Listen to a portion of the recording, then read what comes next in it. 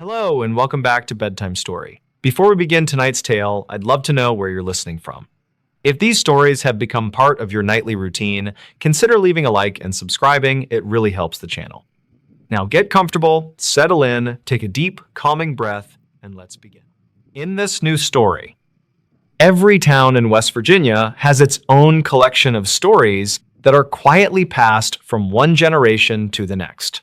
Most are never written into newspapers, entered into police archives, or discussed outside the county where they happened.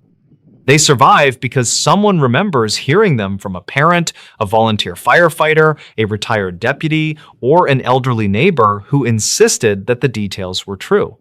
Over time, names change and exact dates become uncertain, but the locations rarely do. Certain roads remain avoided after sunset. Certain abandoned buildings continue standing long after they should have been demolished. Certain valleys still become strangely quiet whenever the conversation drifts toward events that no one ever managed to explain. Among those stories, one investigation from Nicholas County continues to stand apart because every person involved agreed on the facts, yet none of them ever reached the same conclusion. The incident began during the final week of October 2017 when the County Highway Department received several complaints about a section of Millstone Road that had become unusually dangerous after dark. Drivers were not reporting fallen trees, damaged pavement, or wandering wildlife. Instead, they described an abandoned farmhouse that appeared occupied only at night. Every witness claimed to see lights glowing through the upstairs windows, despite county tax records showing the property had been vacant for more than 12 years. Utility companies confirmed electrical service had been disconnected shortly after the previous owner's death, and no temporary power permits had ever been issued. At first, deputies believed trespassers were simply entering the structure after sunset. The investigation seemed straightforward until the first nighttime inspection produced results that matched none of the witness statements. Two deputies arrived shortly after 11 o'clock, expecting to find evidence of illegal entry. The farmhouse stood alone at the end of a gravel lane nearly half a mile from the highway, surrounded by neglected fields and collapsing fencing. From the road, both deputies independently observed a warm yellow light shining from a second-floor bedroom facing the valley. As they approached the porch, the light disappeared without fading, almost as though someone had switched it off instantly. Inside the house, investigators found empty rooms coated in years of dust, broken furniture left behind by previous owners, and windows so heavily covered with dirt that almost no outside light could enter. More importantly, the electrical meter had been removed years earlier, making it impossible for the house to receive power through conventional means. The deputies completed a detailed search before sunrise without locating another person inside or around the property. Fresh rain had softened the ground surrounding the farmhouse, creating ideal conditions for preserving footprints. Investigators found only their own tracks and those left by wildlife crossing the nearby fields during the night. Doors and windows showed no signs of forced entry, while thick layers of dust remained undisturbed across the upstairs floor, where witnesses claimed lights had repeatedly appeared. Before leaving, one deputy photographed every room for documentation. When the images were reviewed later that morning, investigators noticed that the upstairs bedroom facing the road appeared noticeably brighter than every other room, despite containing no light source whatsoever. Forensic analysts later concluded that the camera had functioned normally during the inspection. Believing the reports might involve an elaborate prank, the sheriff's office installed motion-activated trail cameras around the property while keeping their locations confidential. The cameras monitored every approach to the farmhouse, including the gravel lane, nearby tree line, rear pasture, and front porch. Over the following 9 nights, none recorded a single individual entering the property. Yet, residents continued contacting dispatch after observing lights inside the upstairs windows. Investigators compared dispatch times with the camera records, expecting to discover equipment failures. Instead, every camera remained fully operational during each reported sighting. The footage consistently showed an empty farmhouse, while, from the highway nearly half a mile away, multiple witnesses insisted they could clearly see illuminated windows. The investigation drew additional attention after a county school bus driver submitted a written statement describing an encounter shortly before dawn. Arriving early to prepare for the morning route, he noticed the same upstairs light while driving toward the maintenance garage. Curious after hearing local rumors, he stopped briefly along the roadside to watch the farmhouse through binoculars kept inside the bus for spotting wildlife during field trips. According to his statement, the light remained visible for nearly 2 minutes before slowly revealing what appeared to be the outline of a rocking chair positioned directly in front of the window. The chair moved gently back and forth several times before the entire room became dark again. Investigators searched the bedroom later that afternoon and discovered no rocking chair anywhere inside the house. Rather than relying solely on witness accounts, the sheriff requested assistance from the county building inspector and the local electric cooperative. Engineers inspected the farmhouse from foundation to attic, searching for hidden generators, battery systems, reflective materials, or naturally occurring conditions capable of producing the reported illumination. Every possibility was carefully documented before being eliminated. The upstairs room contained no reflective glass positioned toward the highway, no concealed wiring, and no evidence that portable lighting equipment had recently been used. Even after sunset reenactments using vehicles traveling the highway below, investigators failed to recreate the warm yellow glow consistently described by witnesses over several weeks. As winter approached, reports gradually became less frequent until stopping altogether shortly after the first heavy snowfall. The sheriff officially closed the investigation after determining there was no evidence of trespassing, vandalism, or criminal activity. The farmhouse remained abandoned, eventually collapsing under years of neglect before being demolished by county authorities nearly 5 years later. Nothing unusual was discovered during the demolition. No hidden rooms, unauthorized electrical connections, or evidence of long-term occupation were ever found beneath the structure or within the surrounding property. Several retired deputies later reflected on the case during informal interviews conducted for a regional law enforcement history project. None claimed the farmhouse had been haunted, nor did any suggest a supernatural explanation. They remained careful to distinguish personal belief from documented fact. What continued to trouble them was something much simpler. Every witness had described the same upstairs room from nearly the same angle. Deputies had personally observed the light before entering the property. Engineers had confirmed the building could not receive electrical service. Cameras had recorded nothing that explained the repeated reports. In the end, the investigation left behind an unusually complete collection of evidence proving that many people had seen the same thing, while providing no convincing explanation for what that thing actually was. Long after the farmhouse disappeared from the hillside, residents of Nicholas County continued telling the story for the same reason investigators quietly remembered it. Sometimes the most unsettling cases are not the ones solved by discovering the truth, but the ones where every reasonable explanation disappears long before the mystery itself. In this new story, for more than a century, the mountains of West Virginia have challenged investigators in ways few other places have. Dense forests, abandoned mining roads, isolated valleys, and unpredictable weather have often complicated even the most straightforward investigations. Most missing hikers are eventually found.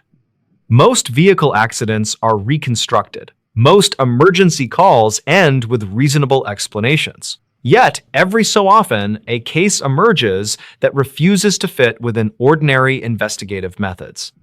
One such investigation began during the final weekend of September 2018, when a routine welfare check along an old fire tower road slowly transformed into one of the most perplexing unsolved cases ever handled by a rural sheriff's office.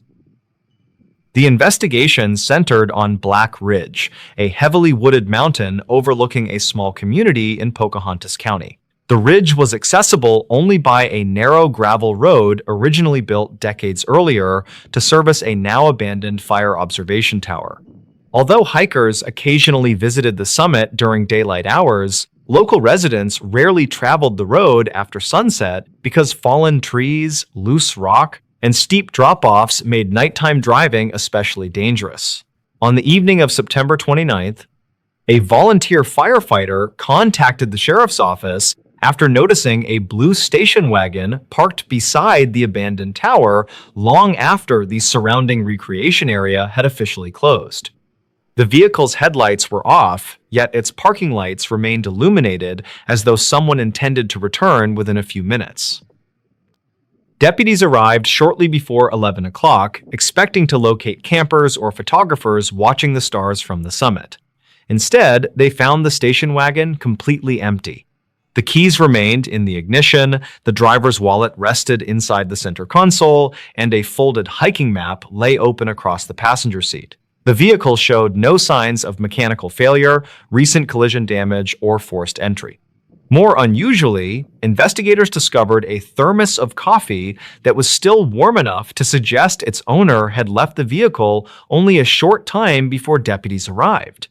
The surrounding silence seemed ordinary for a mountain after dark, yet the complete absence of any nearby person immediately raised concerns that the driver might have suffered a medical emergency somewhere along the ridge.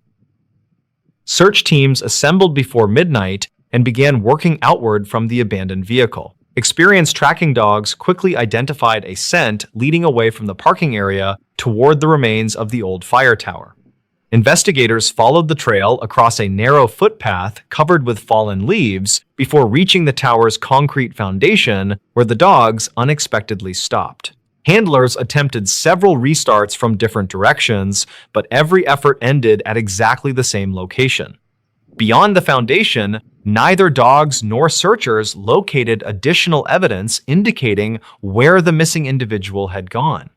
Fresh rain earlier that afternoon had softened the soil surrounding the summit, yet investigators found only one continuous set of footprints leading from the vehicle to the tower. No return tracks appeared anywhere nearby. At first daylight, the search expanded dramatically. State police helicopters equipped with thermal imaging scanned the surrounding mountains, while volunteer rescue teams divided the forest into carefully measured grid sections. Rangers familiar with the terrain searched abandoned logging trails, rock outcrops, and drainage channels where an injured hiker might have become trapped.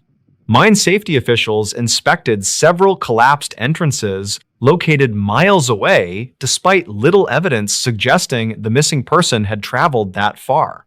By the end of the third day, more than 100 volunteers had searched nearly 2,000 acres without locating a single additional clue. The only confirmed evidence remained the station wagon, the footprints ending at the fire tower, and the unanswered question of why no trace continued beyond that point. Investigators soon identified the vehicle's owner as 51-year-old Thomas Granger, an amateur landscape photographer from Elkins who frequently spent weekends documenting remote Appalachian overlooks. Family members described him as meticulous, experienced outdoors, and deeply familiar with the region's mountain roads. Camera equipment recovered from the vehicle contained dozens of photographs taken throughout the afternoon, beginning with rivers, abandoned barns, and autumn forests, before ending with several images of the fire tower shortly before sunset. Nothing in the photographs suggested danger or unusual activity. Analysts carefully reviewed every image, enlarging reflections inside windows, shadows between trees, and distant ridgelines. No unidentified people, vehicles, or wildlife appeared in any frame. Digital evidence offered little additional guidance. Granger's mobile phone last connected to a nearby cellular tower at 8:47 p.m. before losing reception, an expected occurrence given the mountainous terrain. GPS information extracted from his camera confirmed he had remained near the summit throughout the evening. His credit cards showed no activity after purchasing fuel nearly 3 hours earlier, while bank records revealed no unusual financial transactions before his disappearance. Detectives considered the possibility that he had intentionally left the area on foot, but his backpack, flashlight, cold weather jacket, and overnight supplies all remained inside the vehicle. Friends later remarked that Granger never explored unfamiliar trails without carrying at least basic emergency equipment. On the sixth day of the investigation, a forestry employee made a discovery that briefly renewed hope. Less than half a mile from the abandoned fire tower, searchers located Granger's camera lens cap resting beside a moss-covered boulder overlooking a steep valley. The item showed no weather damage despite several days of rain, suggesting it had not been lying there since the initial search began. Detectives immediately returned to the area, expecting to uncover additional evidence. Intensive searches lasting another 48 hours produced nothing else. Forensic testing confirmed the lens cap belonged to Granger's camera, yet investigators could not determine how it reached a location that had already been searched repeatedly by trained personnel. Months later, after active search operations had concluded, detectives completed a final reconstruction of Granger's known movements. Every verified fact supported a simple timeline until the moment he left his vehicle. After that point, the evidence became increasingly difficult to reconcile. The footprints clearly demonstrated he walked toward the abandoned fire tower. The tracking dogs independently confirmed the same route. The photographs established that he had remained calm only minutes earlier. Yet no physical evidence explained how an experienced outdoorsman disappeared from an exposed mountain summit without leaving behind additional tracks, discarded equipment, signs of injury, or indications that another person had been present. The case remains officially open today as an unresolved missing person investigation. Every few years, advances in forensic technology prompt investigators to re-examine the physical evidence preserved from the original search, hoping overlooked details might finally connect the missing pieces of the timeline. So far, none have. Among retired deputies and volunteer rescuers who spent long days combing the forests of Black Ridge, the investigation is remembered not because of what they found, but because of what they never did. In a place where rain preserves footprints, experienced search teams rarely miss obvious evidence, and mountain trails usually tell a clear story. One ordinary autumn evening ended with a trail that simply stopped. For those who worked the case, that unfinished path remains one of the most haunting unsolved stories ever to emerge from the mountains of West Virginia. For 20 years, nobody entered this Appalachian cabin. Deep in the dense wilderness of the Appalachian Mountains, an abandoned cabin sat completely undisturbed for 2 decades. During the early spring of 2020, a determined property appraiser finally unlocked the heavy front door. What he discovered inside the dusty, rotting structure remains a highly debated topic among regional law enforcement today. Archive notes from the subsequent state police investigation describe a highly disturbing scene that defies simple logical explanation. 45-year-old Robert Hayes worked as a highly experienced municipal property appraiser for the rural county. His primary professional objective required him to evaluate abandoned, secluded estates for upcoming public tax auction property sales. The county file from 2009 mentioned a highly unstable structural foundation regarding this specific isolated property. He safely arrived on April 4th and immediately began carefully assessing the severely overgrown exterior of the structure. The first hour of his standard inspection passed entirely without any significant dangerous incidents or unexpected safety hazards. State records confirm the regional weather forecast predicted clear skies and moderate temperatures for that entire calm afternoon. However, Robert distinctly heard strange, heavy dragging sounds echoing slowly from the upper floor of the abandoned cabin. He initially assumed a large wild animal was aggressively building a nesting den inside the warm, dry attic. When he cautiously shouted a loud verbal warning, the heavy dragging sounds instantly ceased in the dusty darkness. Robert quickly discovered a highly bizarre set of massive, deep indentations on the original hardwood floor completely inside. The strange, unexplainable tracks were perfectly smooth in shape, and they pressed heavily into the solid oak planks. Some locals claimed a rogue drifter occasionally used the abandoned structure to hide stolen heavy commercial mining equipment. Investigators never confirmed those specific, wild, unsubstantiated rumors and firmly maintained the property was completely securely locked prior. Robert carefully photographed the bizarre, smooth floor damage and noted the stride length indicated a massive, heavy object. The highly stressful situation escalated drastically when an awful chemical smell suddenly arrived continuously throughout the entire floor. Reportedly, the foul, suffocating odor tightly resembled burning synthetic plastic, mixed heavily with the sharp scent of sulfur. The dedicated appraiser immediately started coughing violently and aggressively struggling to breathe properly inside the completely sealed room. Robert quickly grabbed his portable emergency radio to call for immediate outside medical assistance, but only received static. Dispatch logs show no emergency distress calls were ever successfully officially recorded by the regional sheriff that day. Suddenly, a massive, unseen, heavy physical force violently shook the solid foundation and partially collapsed the wooden staircase. Robert scrambled frantically toward the dark open hallway and desperately aimed his high-powered flashlight toward the ceiling. The glowing beam instantly revealed an enormous, intense, dark mass standing perfectly still near the broken attic hatch. The strange, dark anomaly lacked any discernible biological features and completely blocked the normal ambient light filtering indoors. Records conflict regarding exactly how long he silently, terrifyingly watched the imposing tall anomaly before it slowly retreated. Afternoon light clearly revealed that his specialized digital measurement equipment was completely shattered into tiny, useless pieces. Robert frantically, urgently decided he absolutely needed to abandon his remaining inspection gear and hike toward his truck. He soon realized his reliable backup analog compass was constantly displaying completely erratic, unexplainable, heavy magnetic directional headings. He was effectively completely disoriented inside a massive, unforgiving wilderness region known for permanently confusing, highly experienced outdoorsmen.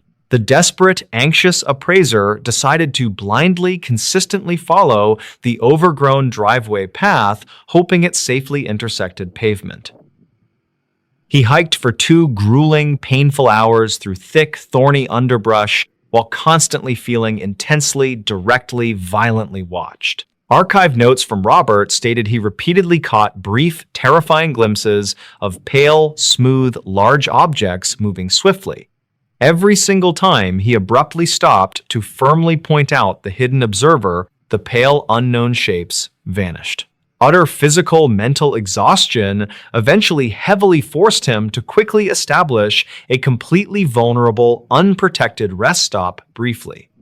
He huddled tightly, safely against a large oak tree while strongly clutching his sturdy walking stick for protection. Around late afternoon, the surrounding dark, dense woods suddenly fell, totally dead silent, as wild birds completely stopped.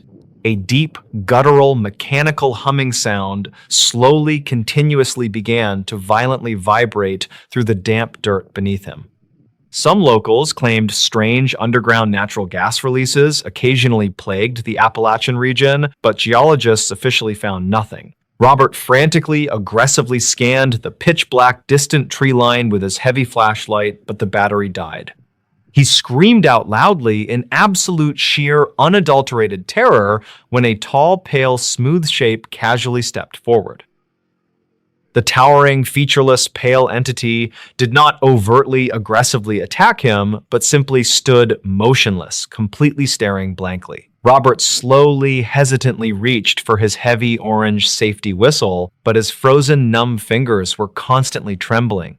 The bizarre, towering, unknown creature emitted another deep, deafening humming vocalization that violently, instantly rattled his internal chest.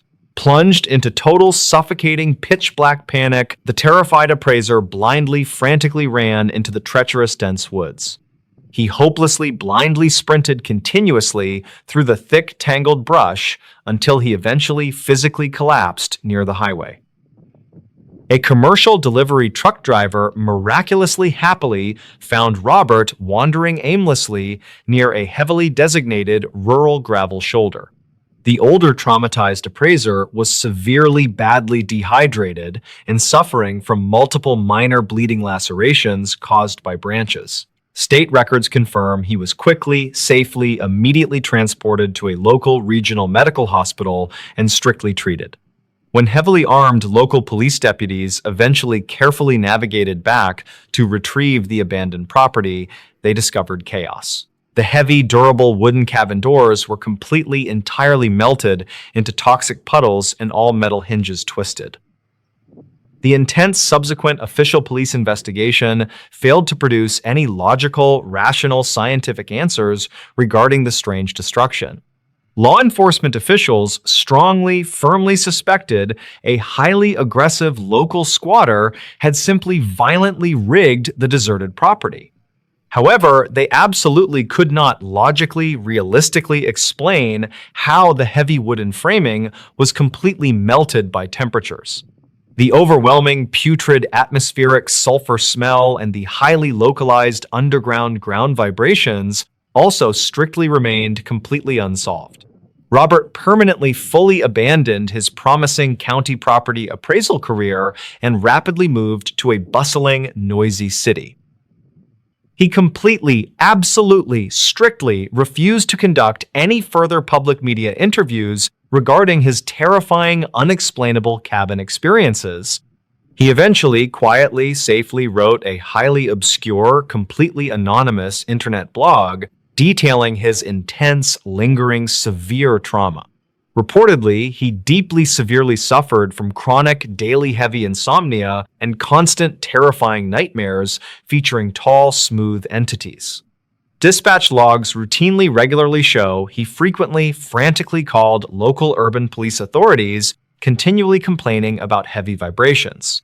The actual, true, physical nature of what currently securely resides deep inside that rugged Appalachian cabin remains unspoken. In this new story, every July, millions of Americans leave home believing the most dangerous part of their vacation will be heavy traffic, bad weather, or a flat tire somewhere along an unfamiliar highway. Most return with photographs, souvenirs, and stories they'll happily tell for years.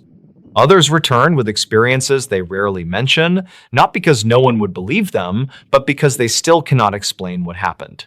Over the last 4 decades, sheriff departments, state police agencies, and local newspapers across the United States have quietly documented dozens of unusual reports connected to July road trips.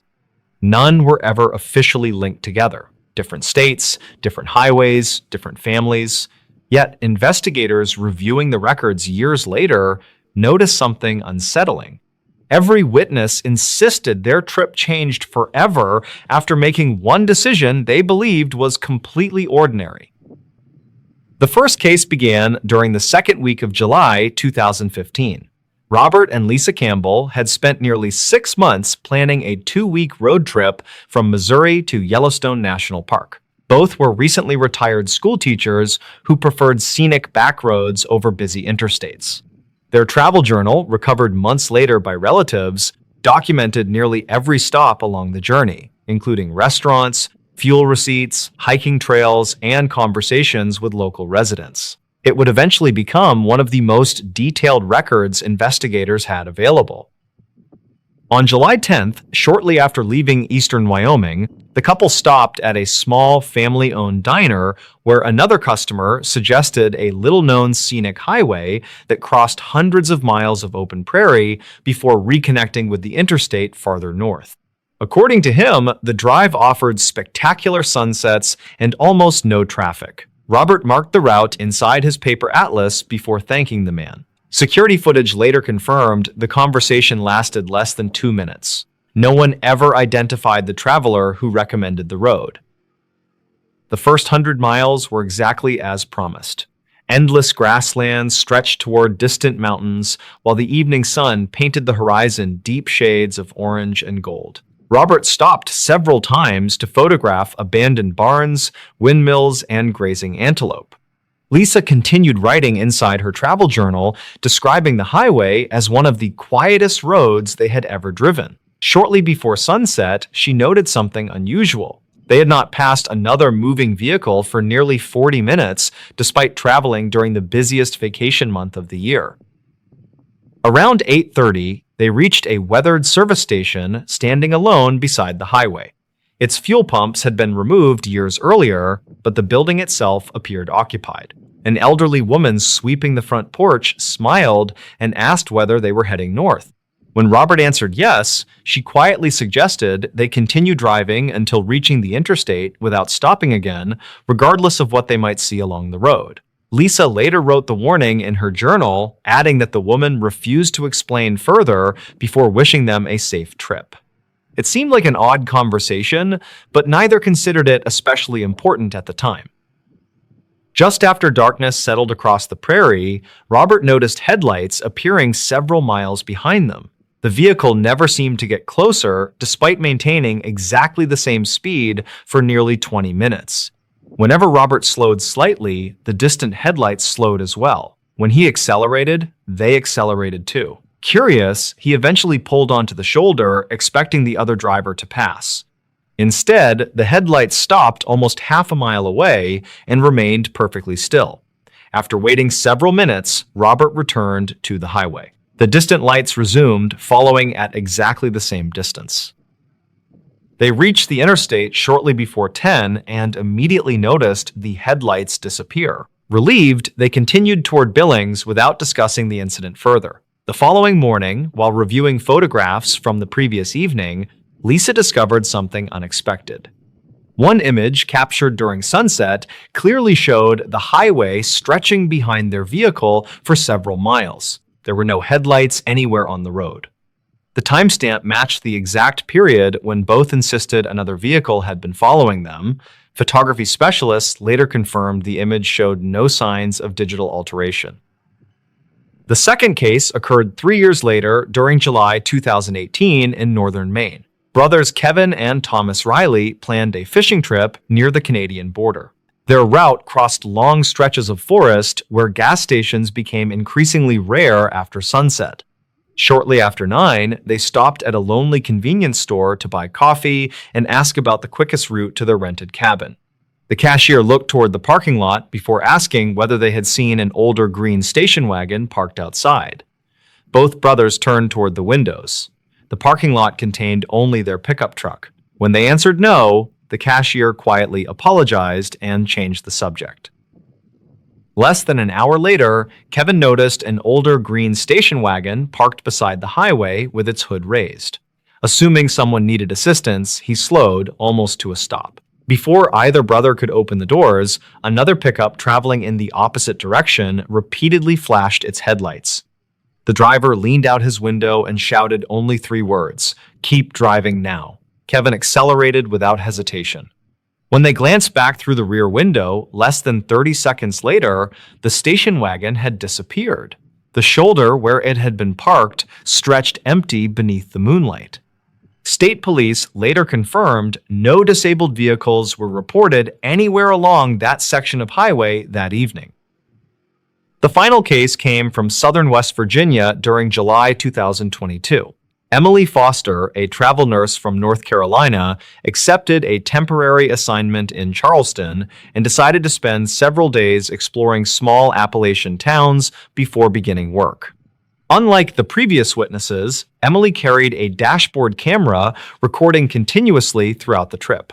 Shortly after entering an isolated mountain highway, she encountered a handwritten detour sign directing traffic away from ongoing bridge repairs.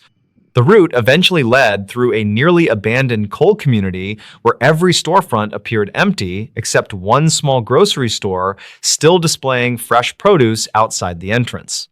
Emily purchased bottled water, spoke briefly with the elderly owner, and continued driving. The receipt recovered from her wallet showed the purchase occurred at 4:23 that afternoon. 3 weeks later, curious about the unusual town, Emily attempted to revisit the grocery store while returning home. She never found it. Local residents insisted no grocery had operated there for nearly 15 years. Historical records later confirmed the building had been destroyed during a flood long before Emily claimed to have stopped there. Even more puzzling, the bottled water she purchased remained inside her vehicle, bearing the faded store label investigators could not match to any currently registered business in West Virginia. The receipt identified a tax registration number belonging to a company officially dissolved in 2016. No explanation accounted for how she obtained either item. Years later, a transportation researcher comparing unusual travel reports noticed an unexpected connection linking all three cases. None involved violence, none resulted in disappearances. Every traveler returned home safely, yet each witness received an unexplained warning from a stranger shortly before experiencing something investigators could never verify. The warnings differed only slightly. Keep driving. Don't stop. Stay on the highway. Reach the interstate before dark. No official investigation ever determined why those warnings appeared so consistently across different states separated by thousands of miles. Perhaps they meant nothing at all. Or perhaps every July, somewhere along America's loneliest highways, ordinary travelers unknowingly pass through places where experienced locals understand one simple rule far better than any map ever could.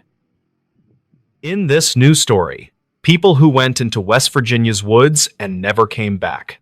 Many hikers believe that the deep forests of the Appalachian Range are just quiet places for weekend camping trips today.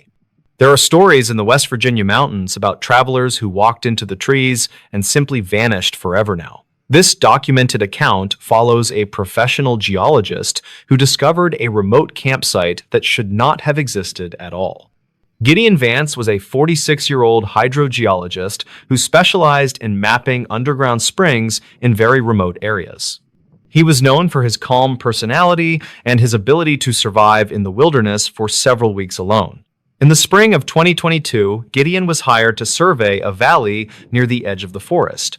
The local residents warned him about a specific ridge where the compass needles often spun in circles without any reason. Gideon did not believe in local superstitions, and he focused on the scientific data provided by his expensive digital tools. He packed his waterproof gear and hiked deep into a canyon where the cell phone signals were completely non-existent. The equipment in his heavy pack included a laser level and a high-precision digital watch that used satellite signals. He carried enough food for 7 days and a small weatherproof logbook to record his various scientific observations daily. The air in the canyon was heavy and smelled of damp moss and the ancient stone of the rising mountain. On the second morning of his trip, Gideon reached a clearing that was not marked on any of his maps. He found a canvas tent that looked like it belonged in the 1950s, sitting near a cold stone fire. There were no modern items like plastic bottles or synthetic fabrics anywhere near the small and very quiet campsite. He called out to see if anyone was nearby, but the only response was the sound of the wind through. Gideon approached the tent and noticed a cast iron skillet sitting on the rocks with fresh bacon grease inside it. He felt a sudden chill even though the sun was shining brightly over the high ridges of the deep valley. Inside the tent, he found a wooden crate containing supplies and a tattered leather journal with yellowed and fragile pages. The handwriting was neat and described a hiking trip taken by two brothers in the summer of 1954. He noticed that the local wildlife seemed unusually quiet, which was a detail he noted in his small weather logbook. The silence of the forest seemed to press against his ears as he turned the brittle pages of the old book. The final entry was dated June 12th and mentioned a strange humming sound coming from the rocks nearby that morning. Gideon looked at the ground and saw a pair of leather boots that looked brand new despite the vintage style. He picked up a newspaper from the crate and saw the headline was from the year 1954 today. He heard a branch snap behind him and turned to see two men wearing heavy flannel shirts and denim pants. The men looked confused and asked Gideon why he was wearing such strange and brightly colored synthetic hiking clothes today. They explained that they had only been camping for 2 days and were waiting for their father to return soon. Gideon realized with a shock that these men matched the descriptions of two brothers who disappeared 70 years ago today. He checked his watch and noticed that the date on his digital screen was now flickering between different years rapidly. The brothers, whose names were Alistair and Emmett, noticed the laser level on his tripod and backed away in terror. Gideon tried to explain that he was a scientist, but his voice sounded like it was coming from far away. He felt a sense of overwhelming vertigo, as if the ground beneath his boots was turning into a gray mist. He ran back toward the main trail and did not look back at the clearing or the two lost brothers. The woods looked different in the fading light, and every tree seemed to shift its position when he turned now. When he reached his truck, he found that the police were already there searching for a missing man named Gideon. The officer named Dalton Grady told him that he had been missing for over 3 weeks in the deep woods. Gideon felt like he had only been away from his vehicle for 2 hours before he reached the main road. He checked his pack and found the leather journal from 1954 sitting right on top of his maps. The final page now had a new entry that described a man in bright orange clothes who visited their camp. Gideon never returned to that part of the West Virginia forest, and he left the geology profession shortly after that. He still dreams about the humming sound in the rocks and the smell of the fresh bacon in the woods. The mountains of West Virginia continue to hold their secrets in the deep places where time does not always move.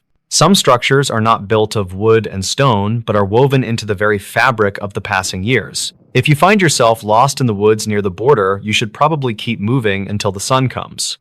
The ending of the tale sounds fake until you see the journal and the date written in your own hand. The truth is a shadow that follows you home from the woods and stays with you until the very end. This event remains one of the most puzzling cases in the archives of the local search and rescue teams today. Witness statements from the family members of the missing brothers confirm that the handwriting in the journal is perfectly authentic. The police files include photographs of the campsite that Gideon found, but the clearing was empty when they arrived there. They found no tent and no fire and no signs of the two brothers who had been seen by Gideon. The only evidence left behind was the journal that Gideon had taken from the wooden crate during his initial discovery. Forensic analysis of the paper showed that it was manufactured in the early 1950s, but it showed no aging.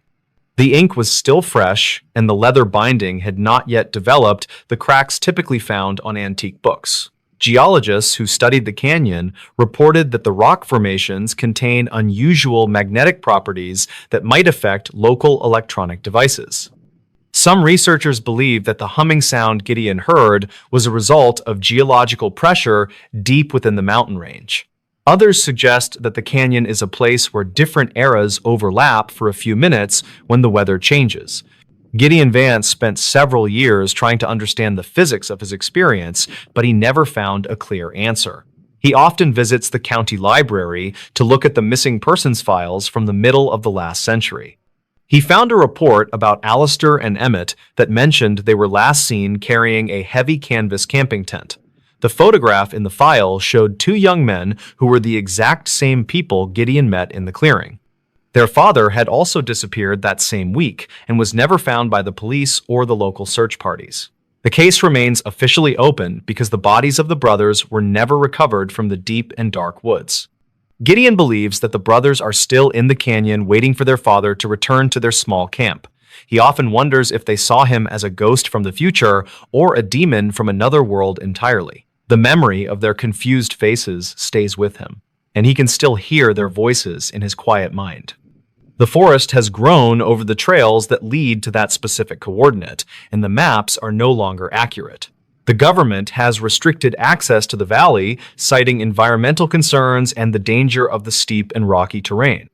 Most people who live in the area avoid the mountain and tell their children to stay away from the trees. They know that the woods can take a person and hold them for 70 years without letting them grow old. The silence of the mountain is a warning to those who think they can master the secrets of the wild. If you hear a humming sound in the rocks, you should turn around and run as fast as you. Do not look for the clearing and do not speak to the men who are wearing the flannel shirts today. The past is a dangerous place, and it does not always let you return to the present day in one fort. The ending of the story is the part that stays with you when you are walking alone in the night. The mystery is the heart of the wild, and the heart of the wild is a cold and dark. Gideon Thorne is the only witness to a truth that science cannot explain or even begin to understand fully now. The archived dispatch logs from the night of his return record a man who was terrified of his own watch. The officers who processed the report noted that Gideon appeared to have aged several years in just a few weeks. His eyes were bloodshot, and he spoke in a hurried whisper about a camp that did not exist on maps. They took his statement and filed it away with the other unexplained reports from the Appalachian mountain range this year. The journal is kept in a safe at the university where researchers occasionally study the strange and fresh ink. No one has been able to reproduce the magnetic conditions that Gideon described in his detailed and very professional notes. The mountain continues to stand over the valley, and the fog still rolls through the trees in the morning. Some say the brothers are still there, and they are still waiting for the sun to go down today. The story of the surveyor is a warning to those who believe that time is a straight and simple line. It is a loop that can catch you and hold you in a moment that never ends or begins. The woods of West Virginia are deep, and they are very old, and they do not like to be. The ending of the story sounds fake until you stand in the fog and hear the sound of the rocks. The truth is in the journal, and the journal is in the safe, and the safe is in the forest is waiting for the next person to lose their way in the mist of the high ridges. The tale is told, and the listener is warned, and the cabin is waiting in the deep and dark. The story of Gideon Vance is a legacy of the unknown in the heart of the great American wild. The ending is the part that stays with you when you turn off the light at the end day. The mystery is the ending, and the ending is the mystery in the quiet woods of the mountain range. The story is finished, and the forest is dark, and the mountains are silent, and the truth is free. The geologist is home, and the camp is gone, and the brothers are waiting for their father to return soon. The ending is the beginning of the next story, in the heart of the great and ancient mountain wild. The tale of the man who saw the past in the present is done for now in the woods are calling, and the fog is rolling, and the mystery is yours to keep for a long. The ending is the silence that follows the final word of the story of the lost and the truth. The truth is a shadow in the trees, and the trees are the only ones who know the secrets. The story is done, and the fire is out, and the dark is all that remains in the fire. The forensic evidence of the journal remains the only physical proof that the brothers were ever seen after 1954. Handwriting experts compared the new entry to the older pages and found they were written by the same person. This would mean that the boy from the past wrote about Gideon in the future with the same pen today. The local sheriff continues to keep the case on his desk because it is the only one he cannot solve. He looks at the vintage boots in the evidence room and wonders how they could stay so clean and new. The valley is a place where the air stays still and the seasons do not follow the normal calendar cycles. Gideon Vance never went back to the mountains, and he never looked at another digital watch for his entire life. He preferred the steady ticking of an old mechanical clock that stayed in the present moment with him at home. The story of the disappearance is told in hushed tones by the residents of the nearby mountain town of Blackwood. They know that the woods are not just trees and rocks, but are a living part of the local Blackwood.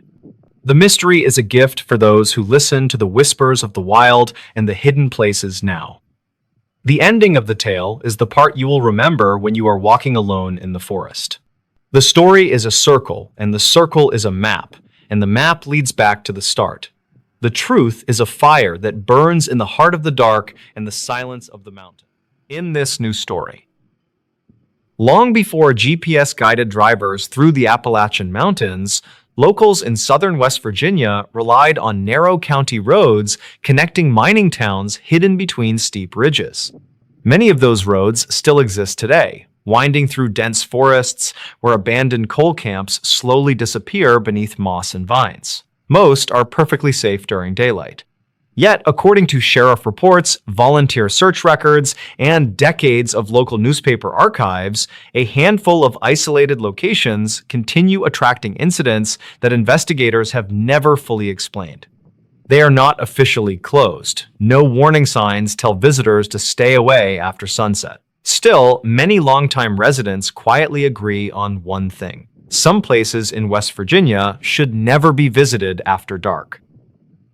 In late September of 2019, 41-year-old environmental consultant Rebecca Morgan traveled from Charleston to survey water quality near an abandoned mining watershed outside Fayette County. Her company specialized in restoring streams damaged by decades of coal production, and Rebecca had spent nearly 15 years working in remote sections of Appalachia without a single serious incident. Colleagues described her as careful, experienced, and unwilling to take unnecessary risks. Every survey followed the same routine. Arrive before sunrise, complete inspections before evening, and avoid overnight work whenever possible. That schedule changed after unexpected equipment failures delayed the project until late afternoon. Rebecca considered spending the night in a nearby motel, but weather forecasts predicted heavy rain beginning before dawn. Waiting until morning would force another full day of delays and additional travel costs. Shortly after 6:30, she packed her equipment and began driving toward the final monitoring station located near an abandoned mining settlement known decades earlier as Red Hollow. The community had once housed more than 300 families before the last coal operation closed during the mid-1980s. Today, almost nothing remained except broken foundations, scattered utility poles, and a weathered church standing alone beside the road. Before leaving the county maintenance office, Rebecca mentioned her destination to an older road supervisor named Carl Jenkins. Carl had lived in Fayette County his entire life and recognized Red Hollow immediately. Instead of discussing road conditions, he asked Rebecca what time she expected to finish. When she answered that she hoped to leave shortly after sunset, Carl became unusually serious. He quietly suggested postponing the inspection until morning. Rebecca assumed the warning related to rough terrain or wildlife activity. Carl simply shook his head and replied, "The road is fine." "It's what people keep reporting after dark that worries me." Before Rebecca could ask another question, another employee interrupted the conversation, and the subject was never mentioned again. The drive toward Red Hollow followed a narrow two-lane road climbing steadily into the surrounding mountains. Cell phone reception disappeared almost immediately after she left the highway. Thick hardwood forests blocked nearly every view beyond the next curve, while abandoned rail lines occasionally appeared beside the pavement before vanishing beneath overgrown vegetation. Rebecca had driven similar roads countless times and noticed nothing unusual during the first hour except how completely empty they seemed. She passed only 3 vehicles, all heading toward town. None traveled in the opposite direction after sunset. At exactly 8:14, according to the timestamp later recovered from her dashboard camera, Rebecca rounded a curve and noticed an old church standing beside the road. Its white paint had almost completely faded away, leaving weathered wooden walls barely visible beneath moonlight. One upstairs window glowed faintly as though someone had left a single lamp burning inside. Rebecca slowed briefly, surprised that anyone still maintained the building after so many years. She continued another mile before reaching the creek crossing marked on her survey map. When she checked the GPS coordinates, they did not match the location recorded by her company. Somehow, she remained nearly 3 miles from the monitoring station despite following the only road available. Assuming she had entered incorrect coordinates, Rebecca turned around. Less than 10 minutes later, she passed the same church again. This time, the front entrance stood partially open. No vehicles occupied the gravel parking lot, no lights shone from nearby homes. The glowing upstairs window remained exactly as before. Rebecca glanced at the dashboard clock and noticed only 4 minutes had passed since she first saw the building. The distance between the church and the creek crossing should have required nearly 10 minutes at her average speed. She stopped briefly on the shoulder, restarted her navigation system, and confirmed the route had not changed. As she continued driving, the road became strangely familiar. Every sharp bend, fallen tree, and damaged guardrail appeared exactly where she remembered seeing them only moments earlier. Then she noticed something even more unsettling. Fresh tire tracks covered the dusty shoulder ahead before ending abruptly beside an abandoned bus stop. There were no tracks leading away.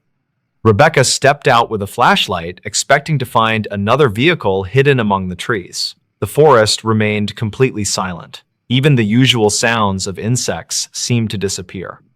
Moments later, her handheld radio emitted several seconds of heavy static before a calm male voice quietly said, "You're going the wrong way." The transmission ended before she could respond.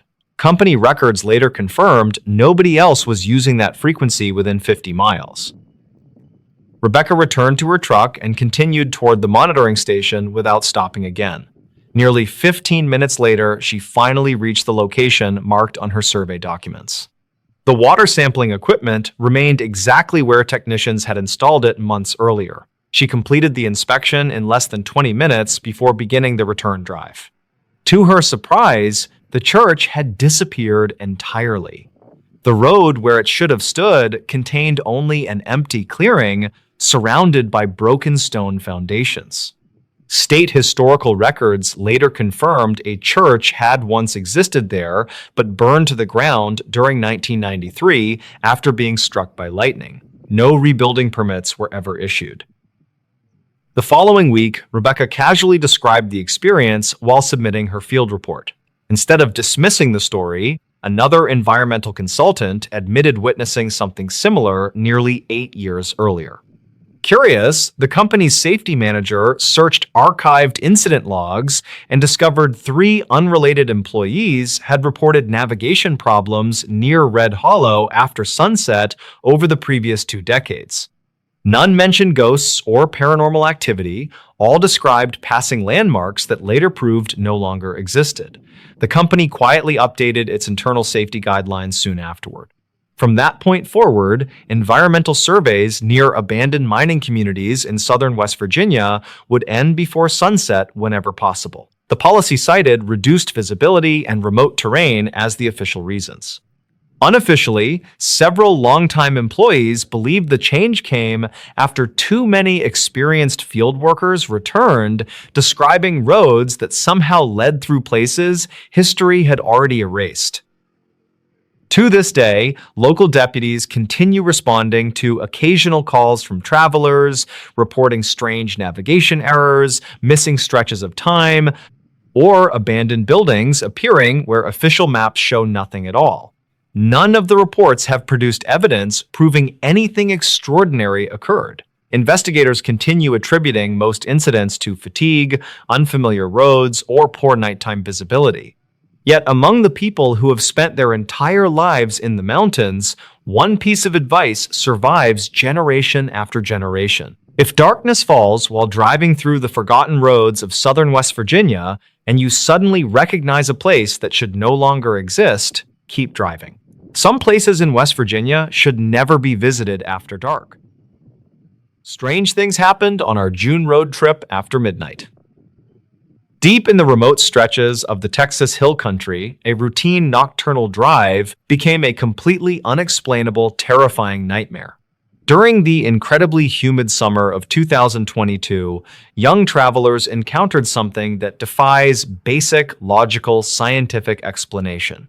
What regional law enforcement eventually uncovered entirely, completely destroyed the quiet, peaceful illusion of that specific rural desert community forever. Archived notes from the massive official investigation describe a highly disturbing timeline of events that still haunt state police today. 28-year-old David Miller worked as a dedicated corporate accountant, simply trying to relocate his small family safely. His capable traveling partner was a 26-year-old freelance photographer named Lisa, who actively documented rural historical landscapes. Their primary summer objective required them to drive safely across the desolate Texas wilderness, far away from heavily congested interstates. The county file from 2009 actually mentioned several highly unstable, dangerous sinkholes forming throughout that exact rural region. They arrived on June 14th and immediately began carefully plotting their specific nocturnal driving route near a dark limestone canyon. The first quiet, extremely hot evening passed entirely without any significant dangerous incidents as the exhausted travelers drove steadily onward. State records confirm that severe, scattered desert thunderstorms unexpectedly bypassed their specific elevation despite highly ominous regional weather forecast predictions. However, Lisa woke up shortly after midnight because she clearly heard strange, heavy scraping sounds echoing near the steep, dusty ridge.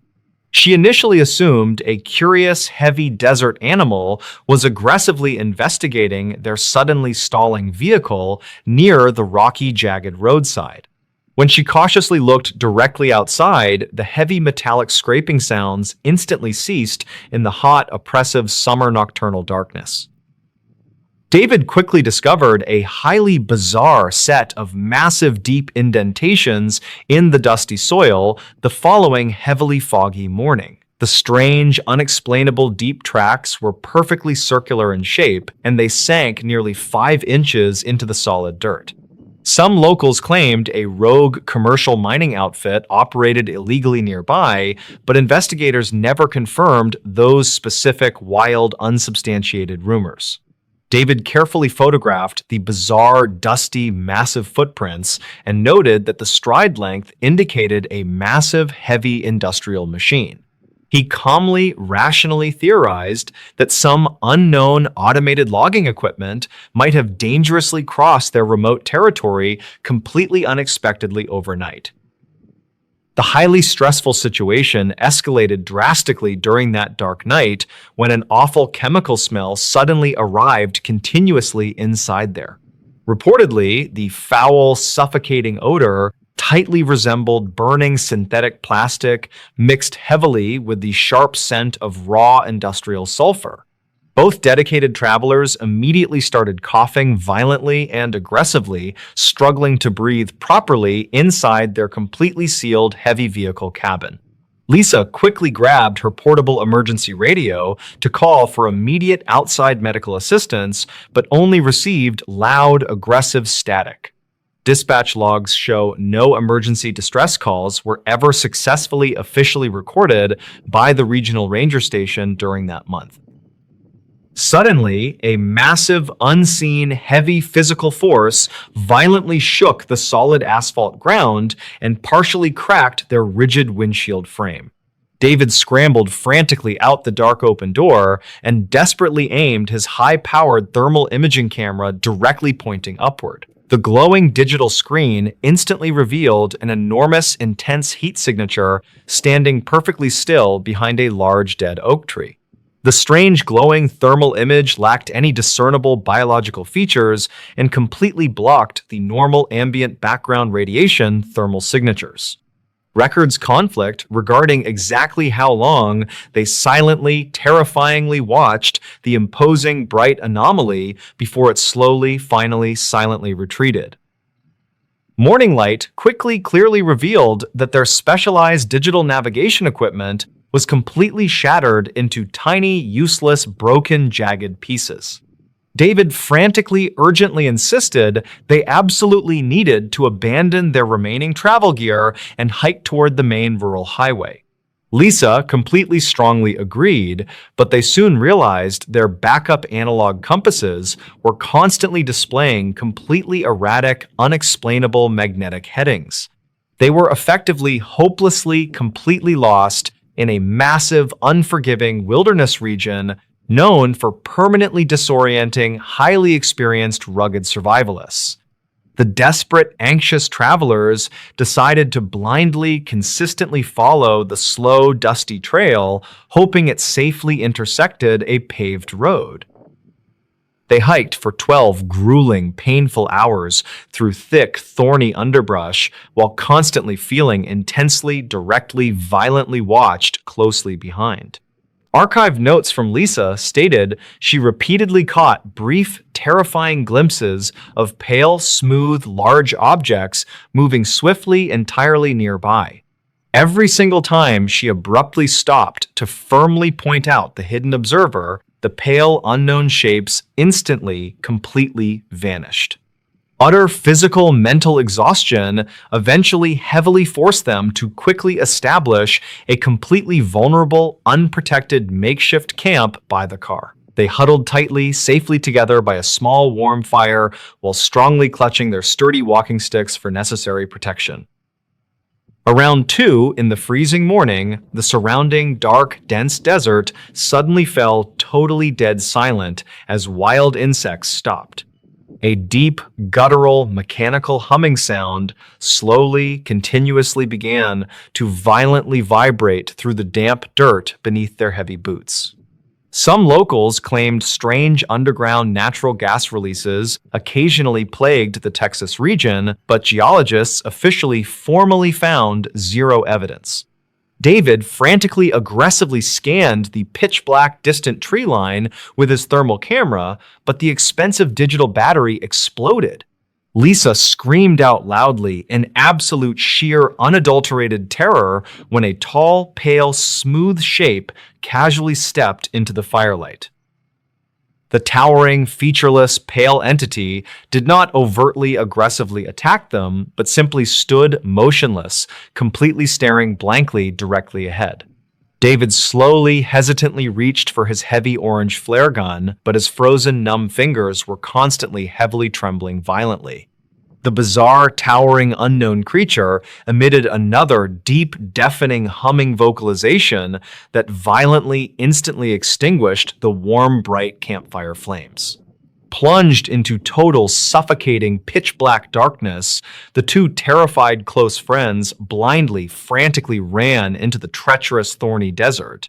They hopelessly, blindly sprinted continuously through the dense, tangled brush until they eventually physically separated from each other completely forever.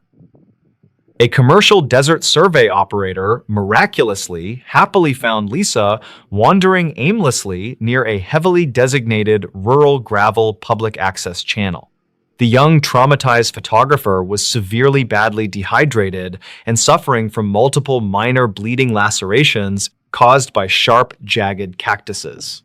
State records confirm she was quickly, safely, immediately transported to a local regional medical hospital and strictly chemically treated properly.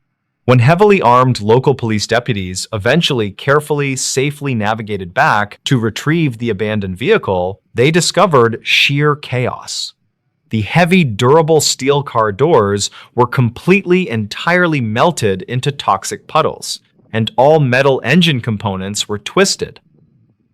David was tragically completely never seen again, despite the massive, highly coordinated regional search effort spanning 3 adjacent dry counties.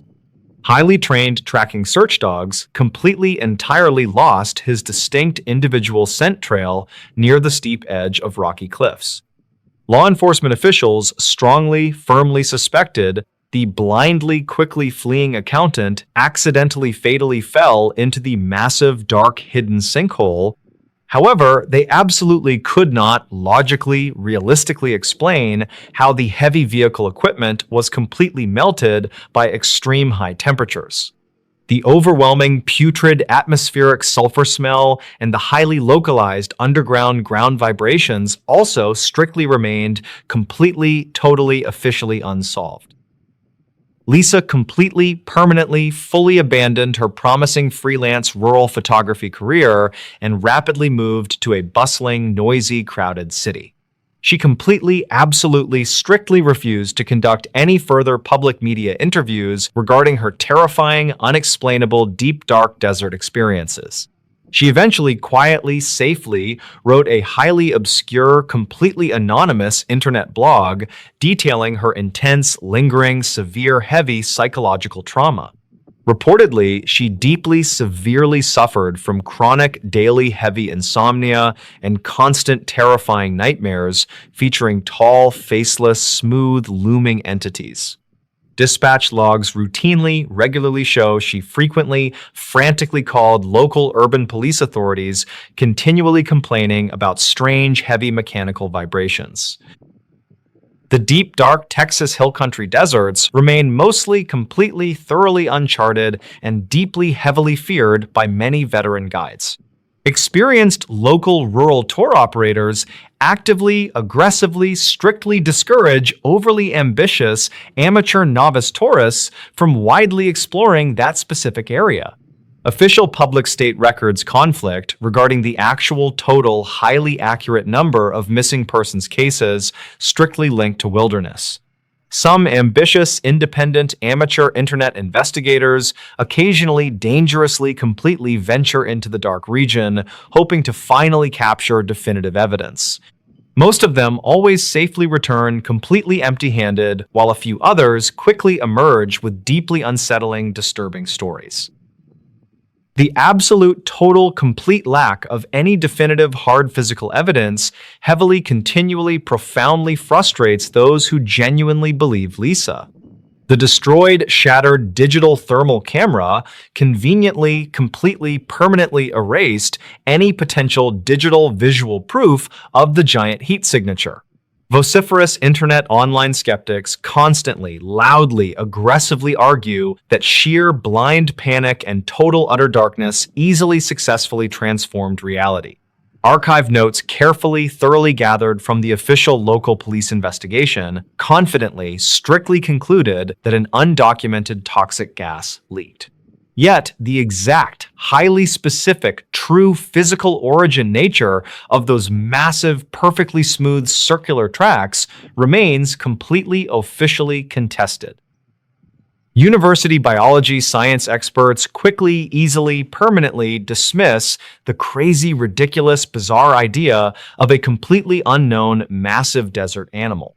They firmly, constantly, strongly argue that an active, healthy, massive breeding population of large hidden creatures would leave physical evidence.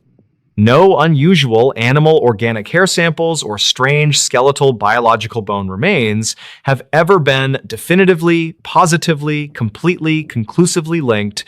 Some locals claimed the federal, national, centralized government quietly, aggressively, permanently suppressed the actual truth to secretly protect classified operations. Investigators never confirmed any grand, illegal, hidden conspiracy and simply safely, permanently, officially closed the bizarre, terrifying Texas desert case. The completely destroyed vehicle remains permanently locked securely inside a heavily guarded regional police evidence facility building completely indefinitely today.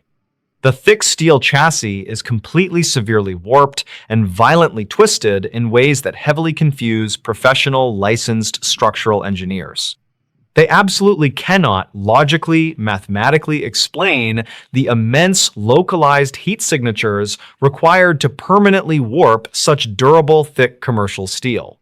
The strange chemical residue carefully extracted from the melted doors completely lacks any known, recognizable, earthly, scientific, periodic table components. Law enforcement officials strongly, silently, actively discourage any independent laboratory scientists from officially testing the highly unusual toxic chemical samples. The specific isolated stretch of rural, unmarked desert highway remains completely officially closed to all civilian commercial traffic passing today. Heavy concrete barricades severely, completely restrict access to the dusty, dark path where the terrified couple originally became lost.